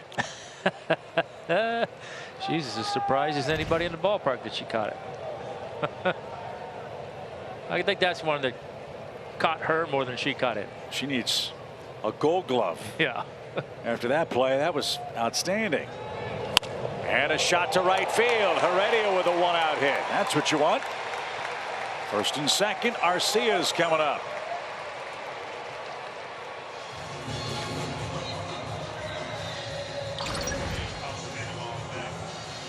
Nice piece of hitting by Heredia. Ball up a little bit, stays inside of it, shoots the hole. Arcia will bat here with 2 aboard, 1 away. Pablo Sandoval grabs a bat and waits on deck. Braves looking for their first earned run against the Marlins pen in this series. They need 4 to tie. Anytime you think it's impossible, you think about the world famous Brooks Conrad game against the Cincinnati Reds, where he hit one of the most improbable grand slams in Braves, if not baseball history. And Atlanta came all the way back from, I think, a 7-run deficit at Turner Field. No balls and a strike. Good cut. Arcia tried to launch and is down to his last strike. Orlando's happy to be back in the show. Got a hit, made a couple of really good defensive plays in his left field debut with Atlanta. Yeah, he looked good out there.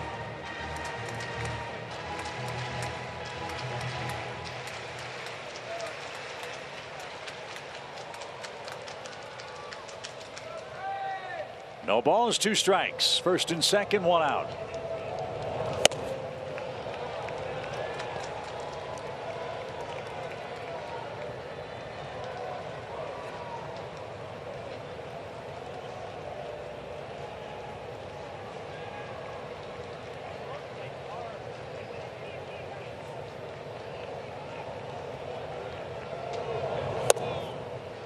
Two and two. They've made this guy throw a lot of pitches. Maybe that'll lead to a mistake or two. Number 19 is coming up.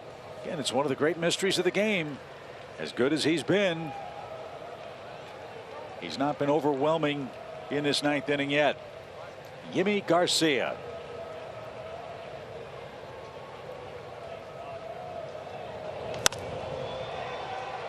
Another souvenir off to our right.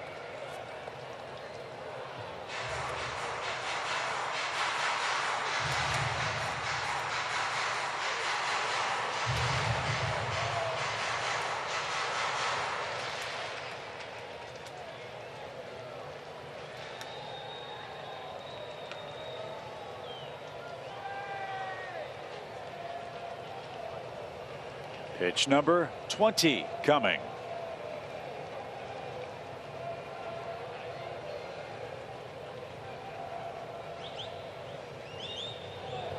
Line into left center field. That's a base hit. That'll score a run. Streaking toward third is Heredia. First RBI for Arcia. We've got action in the 9th. 3 singles. It's a 7-4 game. Atlanta brings the tying run to the plate. It's Pablo Sandoval. Well, it's like we said, you never know with the closers. They don't have a closing situation, and who knows? Garcia was due for some action against the Braves, and we got action.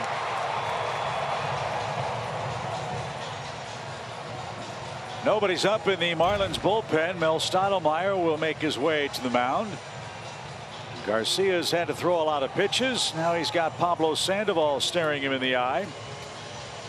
And as great as Sandoval has been for the Braves in the early days of the season, Tom, this would be a great time for him to come up with a knock. It's been a while. Yeah, it's been a while. He needs to bust out, as we say.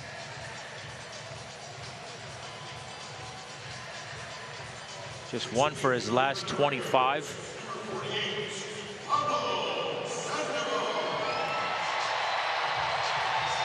But no manager pays attention to that because of the track record of Pablo Sandoval. No, it's always the threat. He's in the batter's box. He's got a threat. He's a threat to go deep.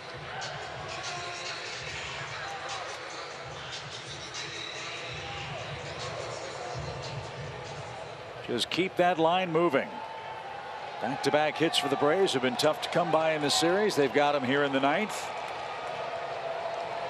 Got Abraham Almonte in the on-deck circle. If Sandoval and Almonte can reach, well, then you've got Acuna. In the bottom of the order, trying to feed the top.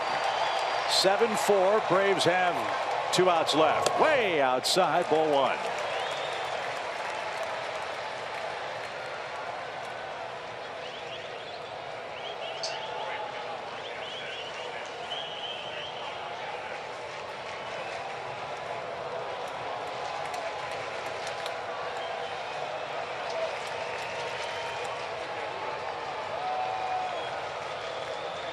Shift on for Pablo. Outside again. Collar might be getting a little tough for Garcia, or tight for Garcia. He's missed badly up and away from the left-hand hitting Pablo Sandoval.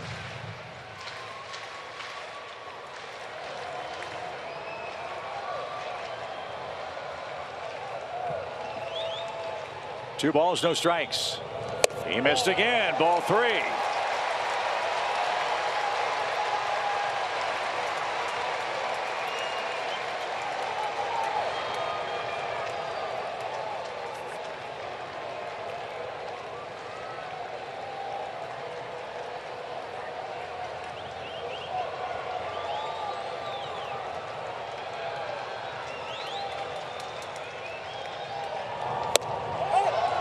Sandoval was on his way to first on a 3-1 count. Yeah, that ball might have been up.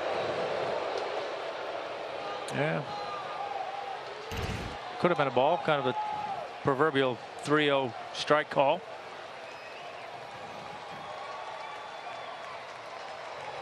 All bets off now. 3-1 for the Braves pinch hitter. Here it is. No doubt about that one. They're loaded. And now a home run wins you the game. Wouldn't that be something? 4 on the 4th.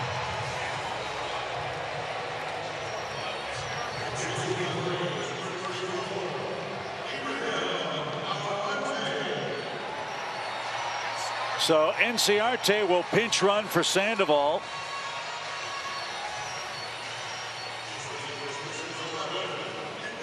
As he would represent the tying run at first. Eric Young reminds everybody there's 1 out.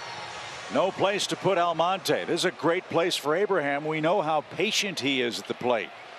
He will work a count. Well, especially with Acuna on deck. He's got to try and do everything he can to get him to the plate.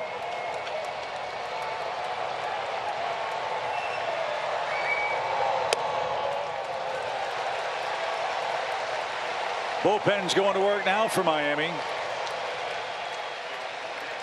They've used Blyer, Bender, and now Garcia. Steve Okert is getting ready. He just started playing catch. They might need him for Freeman. It may be academic if Almonte hits a skyrocket here.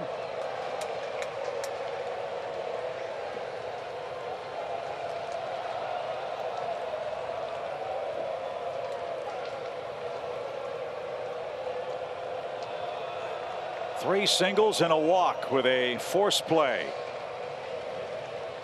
Part of the story. 1 ball, no strikes. And an even count. Remember, a key play in this game. Jazz Chisholm couldn't catch that pop-up in foul ground. Yep. Atlanta took advantage of that.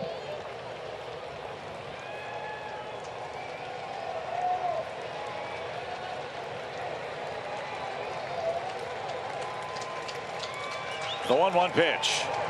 Hot shot fair down the third base line. That'll score 2. Ender around second. He's on his way to third. It's a double for Almonte. And the Braves are down one.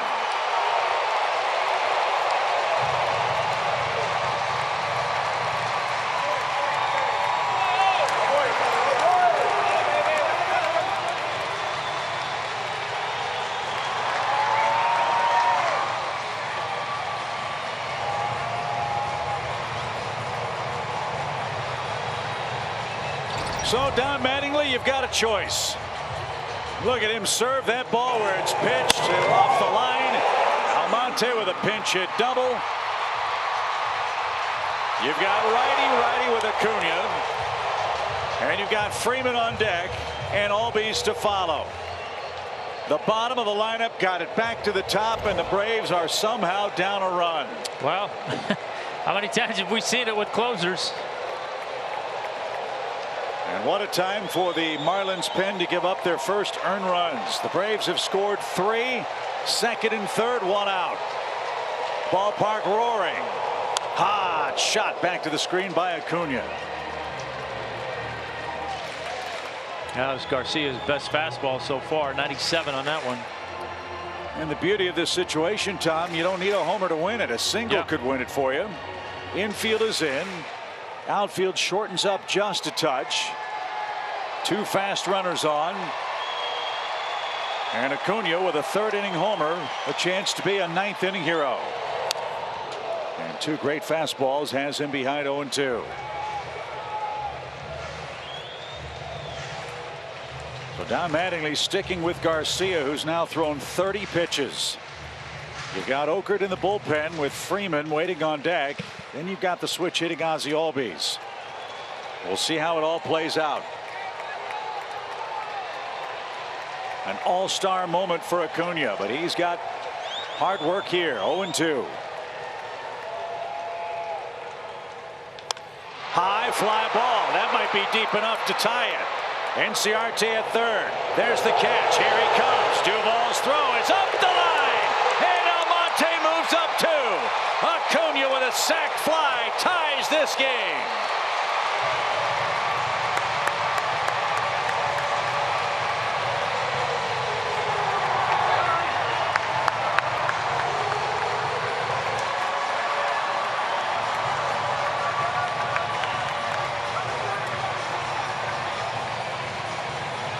Don Mattingly might be checking to see if Almonte or Inciarte left early.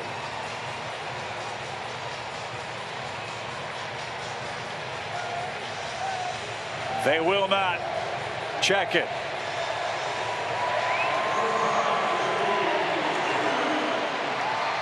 Now they're going to ask for an appeal, I think. Don Mattingly saying to Garcia, come to the stretch, step off. And they may throw to third base just to make sure Ender didn't leave too early. Mattingly has to tell Garcia how to do the appeal. Come to the set position. Step off. Throw to third. Oh, he almost threw it away. Yeah. Step on the bag. And he did not leave too soon. Well, how big is that drop fly ball now? Yep.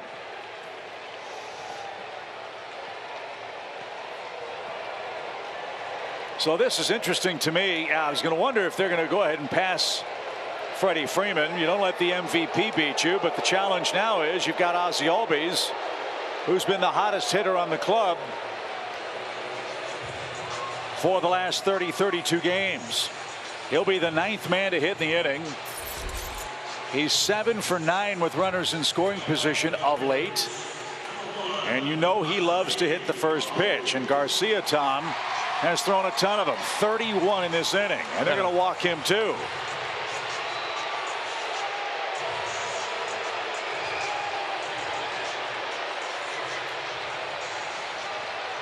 Don Mattingly's trying to prolong the game. So now it's righty-righty with Austin Riley,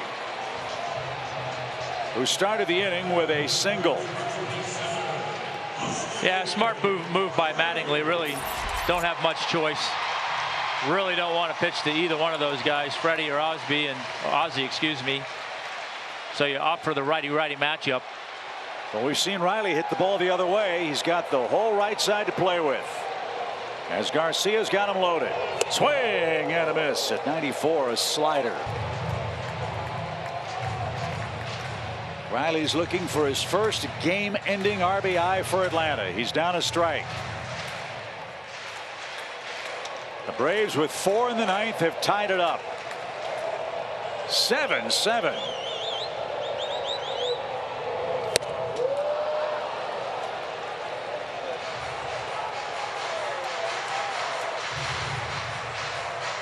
Marlins have pitched Riley tough this whole series. He's 1 for 10. But like Acuna, who was down 2 strikes, Ronald could put the ball in play. If Riley does to right, we win the game. If it's on the ground, that's how they're going to pitch him away. And he took a shot to right, fouled off. 0-2.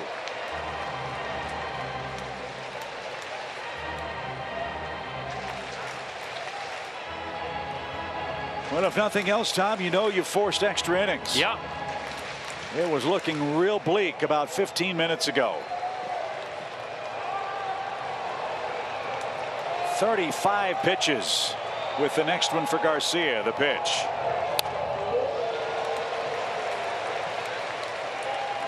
Spoiled a couple good ones. The more he sees, the more you like his chances. Acuna's sac fly got it tied. They walk Freeman and Albies intentionally to load the bases with 2 out. Now it's Riley with an 0-2. Good take.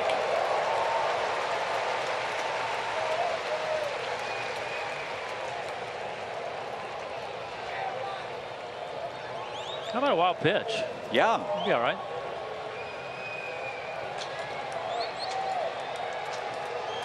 A ball and 2 strikes.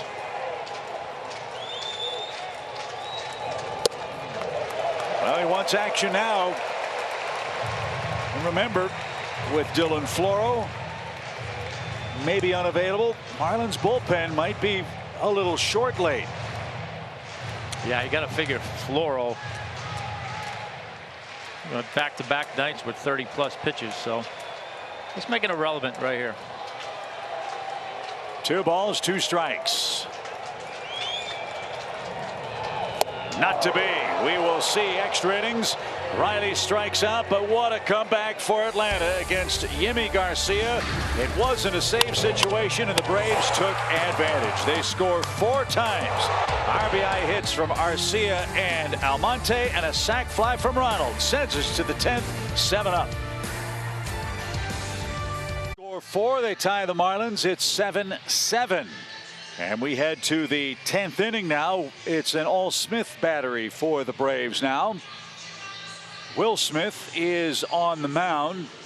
He's the 5th Braves reliever. Kevin Smith will join the fray behind the plate. And if you're unfamiliar with the extra inning rules, the way it works is the man that made the last out of the previous offensive inning will be placed at second base automatically. And then you go to work with the rest of the lineup cards. So that means Rojas will be placed at second. Sanchez, Panic, and Leon are coming up for Miami. Excuse me, Chisholm. Beg your pardon. Jazz Chisholm checked in. That's correct. So it's Sanchez, Chisholm, and Leon. Thank you, Hal. Sanchez has struck out 3 times today. I think he's showing bunt and taken low. 1 ball, no strikes. It's always interesting to see how the managers use the extra inning strategy with the placed base runner. Some teams don't like to give up that out and sacrifice him. Don Mattingly wants to get that first run. The Braves have not had much luck in extra inning play this year. For the record,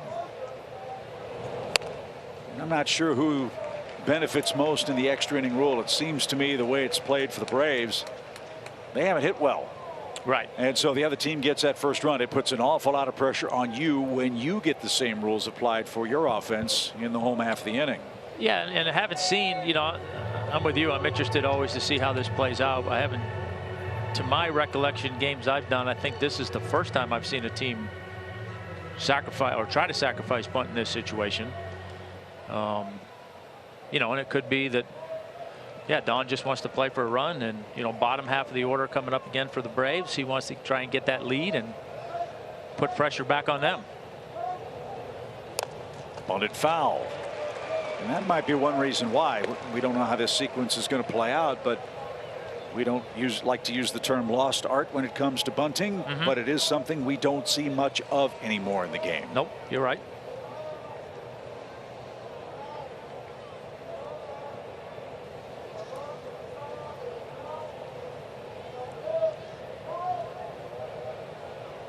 Braves trying to earn their second extra inning win. 1 ball, 2 strikes for Jesus Sanchez. And a cue shot hit toward third. Riley looks the runner back and throws a strike. Thank you very much. 1 out. That was textbook play at third base.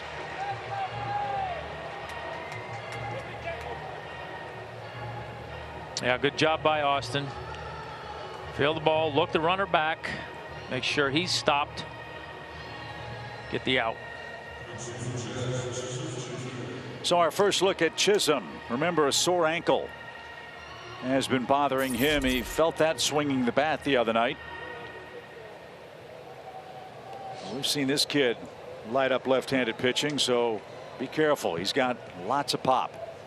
9 homers, 56 hits, a .252 average.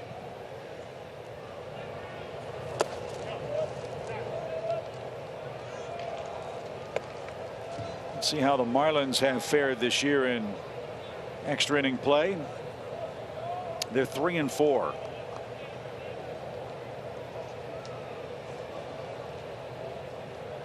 One ball, no strikes. This game is there for the taking. Can the Braves steal this one from Miami? Driven to deep center, but that's playable. Rojas thinking about tagging. He's at the bag. There's the catch. Here comes the throw from Heredia. It's strong. It's close. And it's late. Man, that guy's got an arm.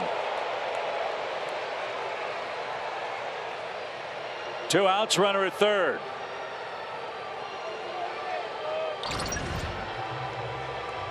Got it in a good, strong position there. Got back behind the ball so that he could come into it, get his momentum going forward, and man, did he make a strong throw. Trey Hillman, the Marlins third base coach, had a good look, as did the umpire, and he was in safely. And now Leon is the hitter. He led off the 9th inning with a home run on a 2-strike pitch. Let's get him and win it in the 10th. Braves will have Swanson, Heredia, and Arcia coming up. And a strike to the Miami catcher.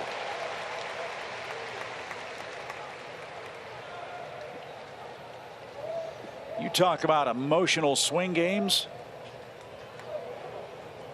This would be a huge swing game for the Braves. Nice block by Smith. Oh, Rojas down the line. That would be a risky play even to try to pick him off third, but luckily no advance. A ball and a strike. Yeah, good stop by Smith back there. Kept it in front of him. You're down on that knee, you'd better block it. And Smith likes to throw that curveball and slider at the back foot. So a ball and a strike for the Marlins catcher, Sandy Leon. The pitch. Didn't chase it. 2-1. After Leon, you've got Garrett Cooper, a big slugging right-handed hitter.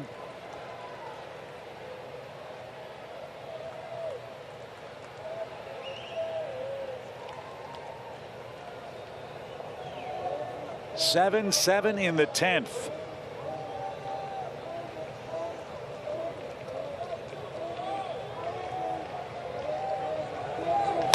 Popped him up. Dansby at short says he's got it. He's got it. Let's win a ball game on the 4th of July.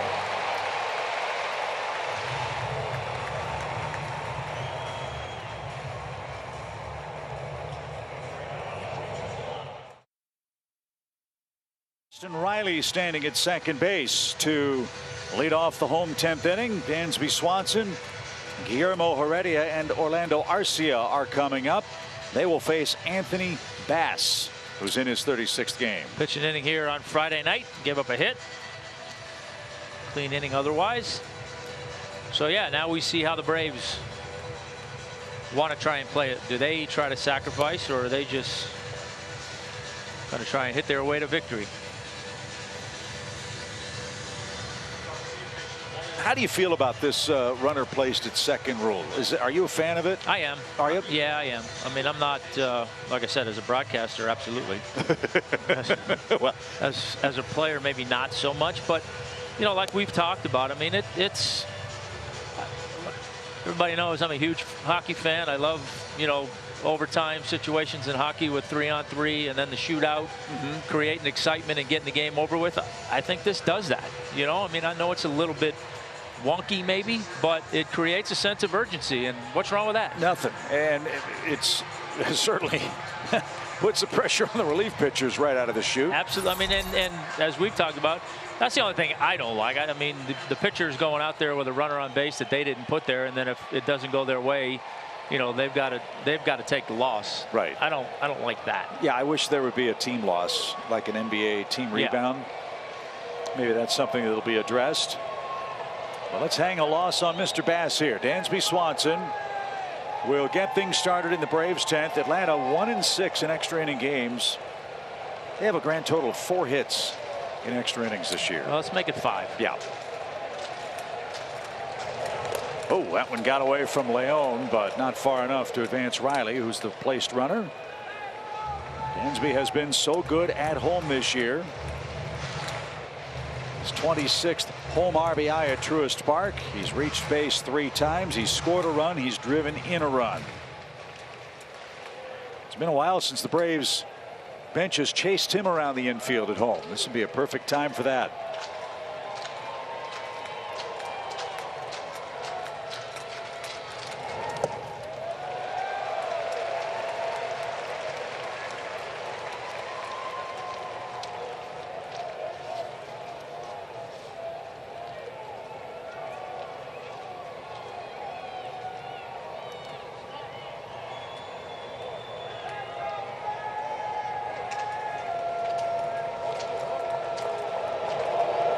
And now with a 2-0 count, the Marlins aren't going to chance it with Dansby. They're going to walk him, set up a double play, and that'll bring up Heredia, who's got 2 hits. Yeah, I was going to say the only trouble with that is Heredia has been hot.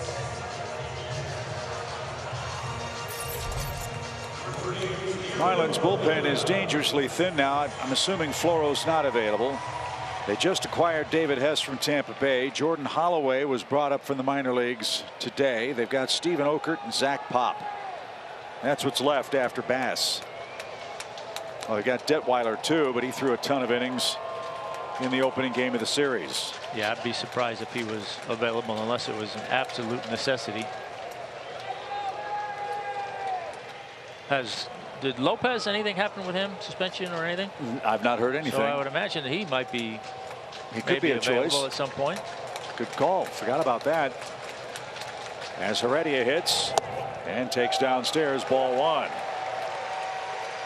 Bass thought that was good enough. Orlando Arcia, making his Braves debut, is on deck. He's 2 for his last 2. And he drove in a run in the Braves' 4-run 9th.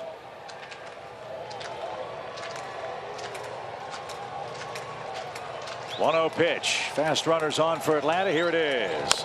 Off his foot. And that's a foul ball, even count.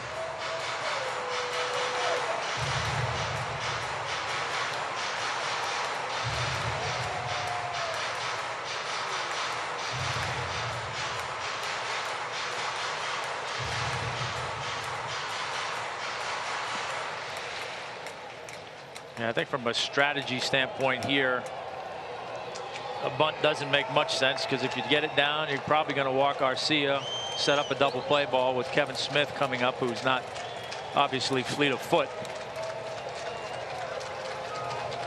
High fly ball, belted deep right. Duvall on the run, still going. He backpedals and makes the catch. But that's going to advance Riley to third. Oh man, Heredia hit it a mile.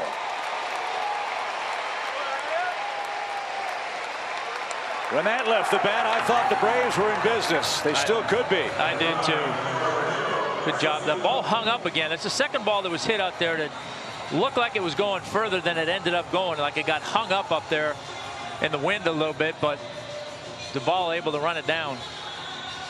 So the bad news is it didn't leave the ballpark. The good news is it advanced Riley to third with the winning run. There is one out. Yeah, and just as I suspected, they are going to walk Garcia. Set up the double play with Smith. And the Braves can't pinch hit for him. They've already taken Contreras out of the game. And so Bass is going to get a scouting report here as Atlanta's got the bases loaded. And then after Kevin Smith, you've got Will Smith. So that's the other challenge of extra innings. Who's available?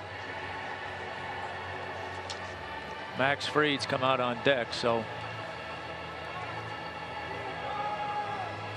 you bat Fried for Smith if Kevin Smith can't bring home Riley.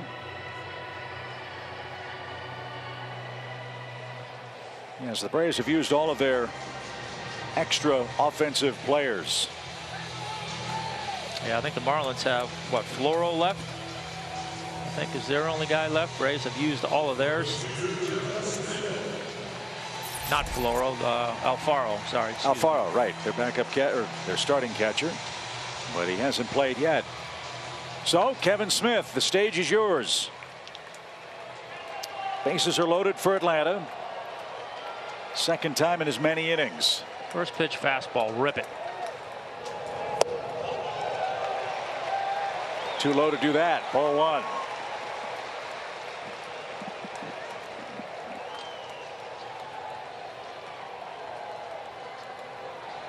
Last time the Braves overcame a 4-run deficit in the 9th and 1 was June 9th of 2019 at Miami. Swing and a high fly ball just out in front of it. Right size, wrong shape.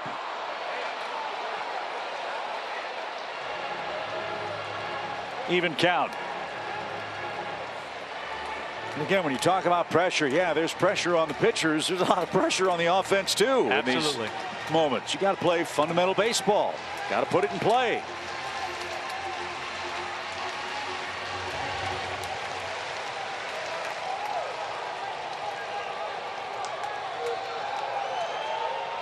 One ball, one strike. Bases are loaded in a tie game in the 10th. That got away. Here comes Riley. Leon back foot to the pitcher. He's safe, and the Braves have won it.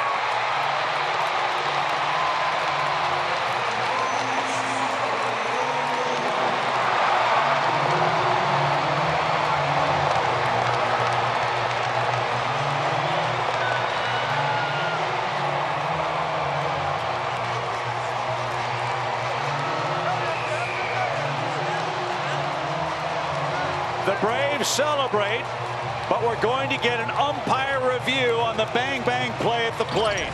Bass thought he got Riley. Wild pitch. Leon tried to backhand, then the back flip. High tag on the back pocket. Called safe. 8-7 for the moment. That was a heck of a play by Leon to find that ball and make a toss, but clearly the late tag. Austin is on the bag, on home plate there.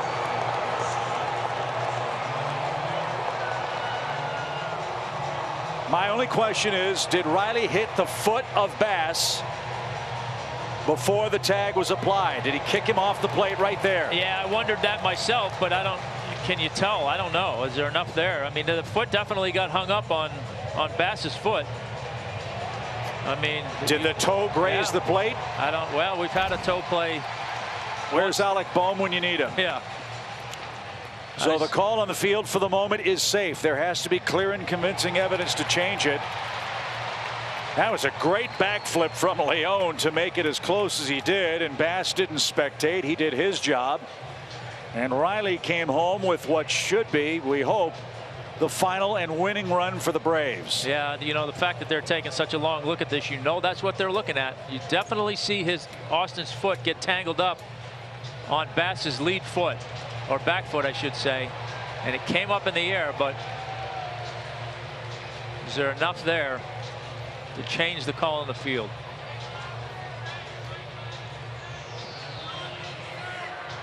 If his foot came up, then you wondered, did the back leg touch the corner of the plate before the tag was applied? Verdict is in. He is out.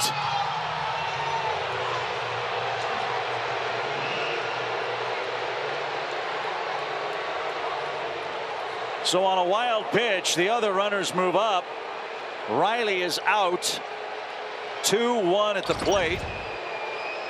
And I think that's exactly right. He had his foot in the right spot, tagged there before the back leg got to the plate. Yeah, to me, it was just a question of whether or not that front toe got to the plate. I didn't think his back knee got there before Bass tagged him. Now here's what the Braves might be challenging. Did Bass block the plate, which disallowed Riley to get there? He's in the act of receiving the ball. He clearly did. Now, I don't know how as a pitcher you don't, but I don't know the rules, so I'm not going to speculate on that. But I know that works with the catchers. I mean, it's next to impossible for a pitcher in that situation to come in and not get in the way. I mean, so Don Mattingly wants clarification as to what the Braves are asking, and I think that's what the Braves are going to ask to be looked at here. Did Bass block the plate or impede the progress of Riley, which didn't allow him to score the 8th and final run? I don't think there's any question he did. Now, again, what the interpretation of the rule is, you know, having been in that position, you're coming to cover home plate as a pitcher. It's next to impossible not to end up in the base path. So I don't know the rule. My understanding of the rule is that if you are in the act of receiving the baseball, then you are allowed to be in front of the base runner and guard the baseline, and that's exactly what happened. So the Braves take a chance. Braves have runners at first and third now. That is a costly second out, and now it looks like Kevin Smith is still up, and the count to him was, I believe, 2-1. So the Braves do not win the game yet. That's the trouble with replay. You think it's over, and then you have to recalibrate in the booth, in the truck, in the stands, and on the field. Yeah, so Dansby moved up on the throw. They're discussing whether or not Arcia advanced from first, or something they're discussing with Arcia.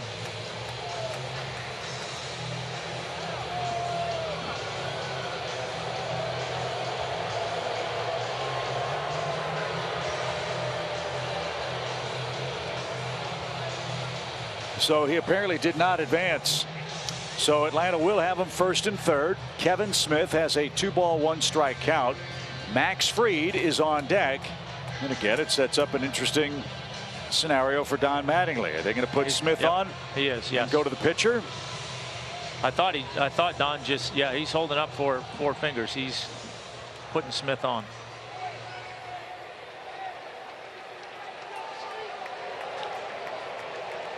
So how about this? In an inning with 3 intentional walks, the Braves haven't scored a run, but they've got them loaded, and now it's Max Fried. Well, you know, hey, same situation here, right? If you're Dansby at third, you got to be alive. You got to anticipate a ball in the dirt. And Max in a situation of every pitcher's dream. This is where you show how athletic you are. That's right. Look for a fastball. First pitch, kid. Come on. And of course, he didn't throw him one. He did, and he got a slider. So Bass was thinking along with him. Which, again, you figure he's going to continue to do that, which brings the wild pitch into play. Or lean into one. Wouldn't feel good, but it would be the winning run. Downstairs, evens the count. Braves have the bases loaded on 3 walks. There are 2 outs. Acuna's on deck. That won't matter. If Fried reaches, Braves win it. Pitch. And it's 2-1. Wonder if he's going to be gun shy about throwing that ball in the dirt to get a chase. Well, if you're Max, you got to look fastball right here. And even if you're looking for it, you still got to make it be really good. Don't chase anything. Inside, ball 3. Oh, Bass wanted that. Now he's got to throw a strike.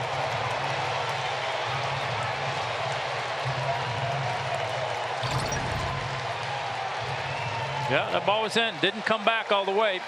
I know Bass wanted it, but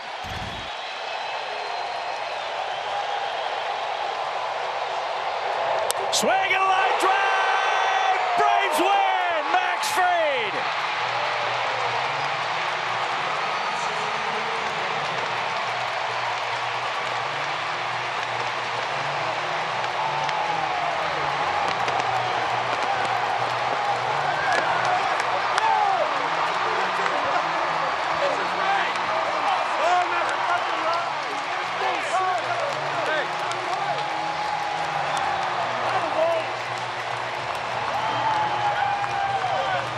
Tom, I'm never going to laugh at the pitchers or athletes thing ever again. I'll tell you what, it was gutsy, a 3-1 count.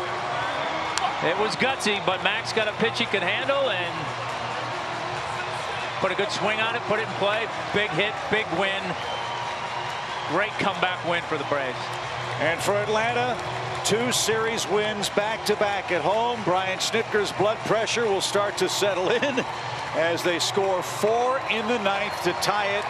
They got a big hit from Max Fried with Atlanta out of position players.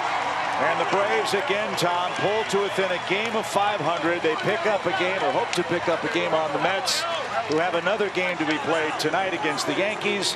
And they start the road trip with Max Fried on the mound against the Pirates tomorrow night. Bass had to throw a strike, and Fried didn't miss it. Yeah, they did what they needed to do. Wasn't exactly, I think, how anybody drew it up. But yeah, big series win, a big psychological win to be able to come back in that game and win that thing. Great way to end a homestand and go on a big road trip. So Atlanta came back to beat the Marlins after a 4-run deficit in the 9th inning. First time they've done that in a couple of years. They don't gain ground on the Mets, who beat the Yankees in game 1, but they could gain ground if the Yankees can win the nightcap tonight. And it will be a happy flight to Pittsburgh as the Braves somehow, some way found a way on the 4th of July. Let's join Paul Berg. Thanks so much, Chip. There he is, Max Fried on the bench. The hair is perfect. He's barely sweating. Coming off the bench. I didn't know if you're going to walk. You got the big base hit. Walk me through what was going through your mind walking up to that plate. You know, obviously thought we won the game. It got overturned, but I don't know. I was just trying to put a good swing on it. You know, you come in that situation. You know, I knew that they were probably going to intentionally walk to get up to me, and I walked up to Freddie and I asked him what the first pitch was going to be. He said heater away, and I cheated to it and obviously swung, but just tried to find something good to hit. I knew he was going to come to me 3-1. I just tried to hit the ball as hard as I could, and luckily it found some grass. And then running around first, the mayhem, 4th of July, huge crowd, the energy in the dugout, you get tackled. What was that feeling like? Indescribable. It's something that you dream about as being a kid, but I never thought that I'd ever have the opportunity to do that. So for me, I'm just really glad that we were able to come back and get a W there. That's a huge win. It is a huge win. The Marlins, and you know what? This team, you just can never count this team out. You guys battled back late, down 4 in the 9th. The dugout got stirring. How about the energy you guys showed coming back? We never quit. I mean, we've done it over the past couple of years. Put together really good at-bats. Just, you know, make sure, hand it off to the next guy, and hopefully they can make something happen. But, you know, we did a really good job there in the 9th and 10th right there, just getting the next guy up to the plate. Huge, huge win. I'm going to let you go celebrate. I'm sure you're going to get dogpiled again in the clubhouse. And on behalf of all pitchers, thank you for proving that we are all athletes. Chip. Thanks, guys. You're getting in on it too, Paul. Can't blame you. Wow. So many things to talk about in this game, Tom. And we will do that on Braves Live presented by Xfinity in just a second. Needless to say, this is a huge win. One of those circle the calendar days for the Bravos. Yeah, absolutely. Put a circle on this one and, you know, see where it lands the Braves. Opportunity, like we said, now to do what you needed to do. What you beat the Mets in a series, you beat the Marlins in this series. Now you got to win the next two going into the break. And the next two are Pittsburgh and the Marlins on the road. Tommy, we'll see you after the All-Star break. Really enjoyed it. Enjoyed it, buddy. Good luck in Tahoe. Thanks. For Paul Bird, for Tom Glavine, and our great Valley Sports crew, I'm Chip Carey. Thank you for joining us. Happy 4th of July. It's a happy Braves Live postgame presented by Xfinity, and it's coming up right after this.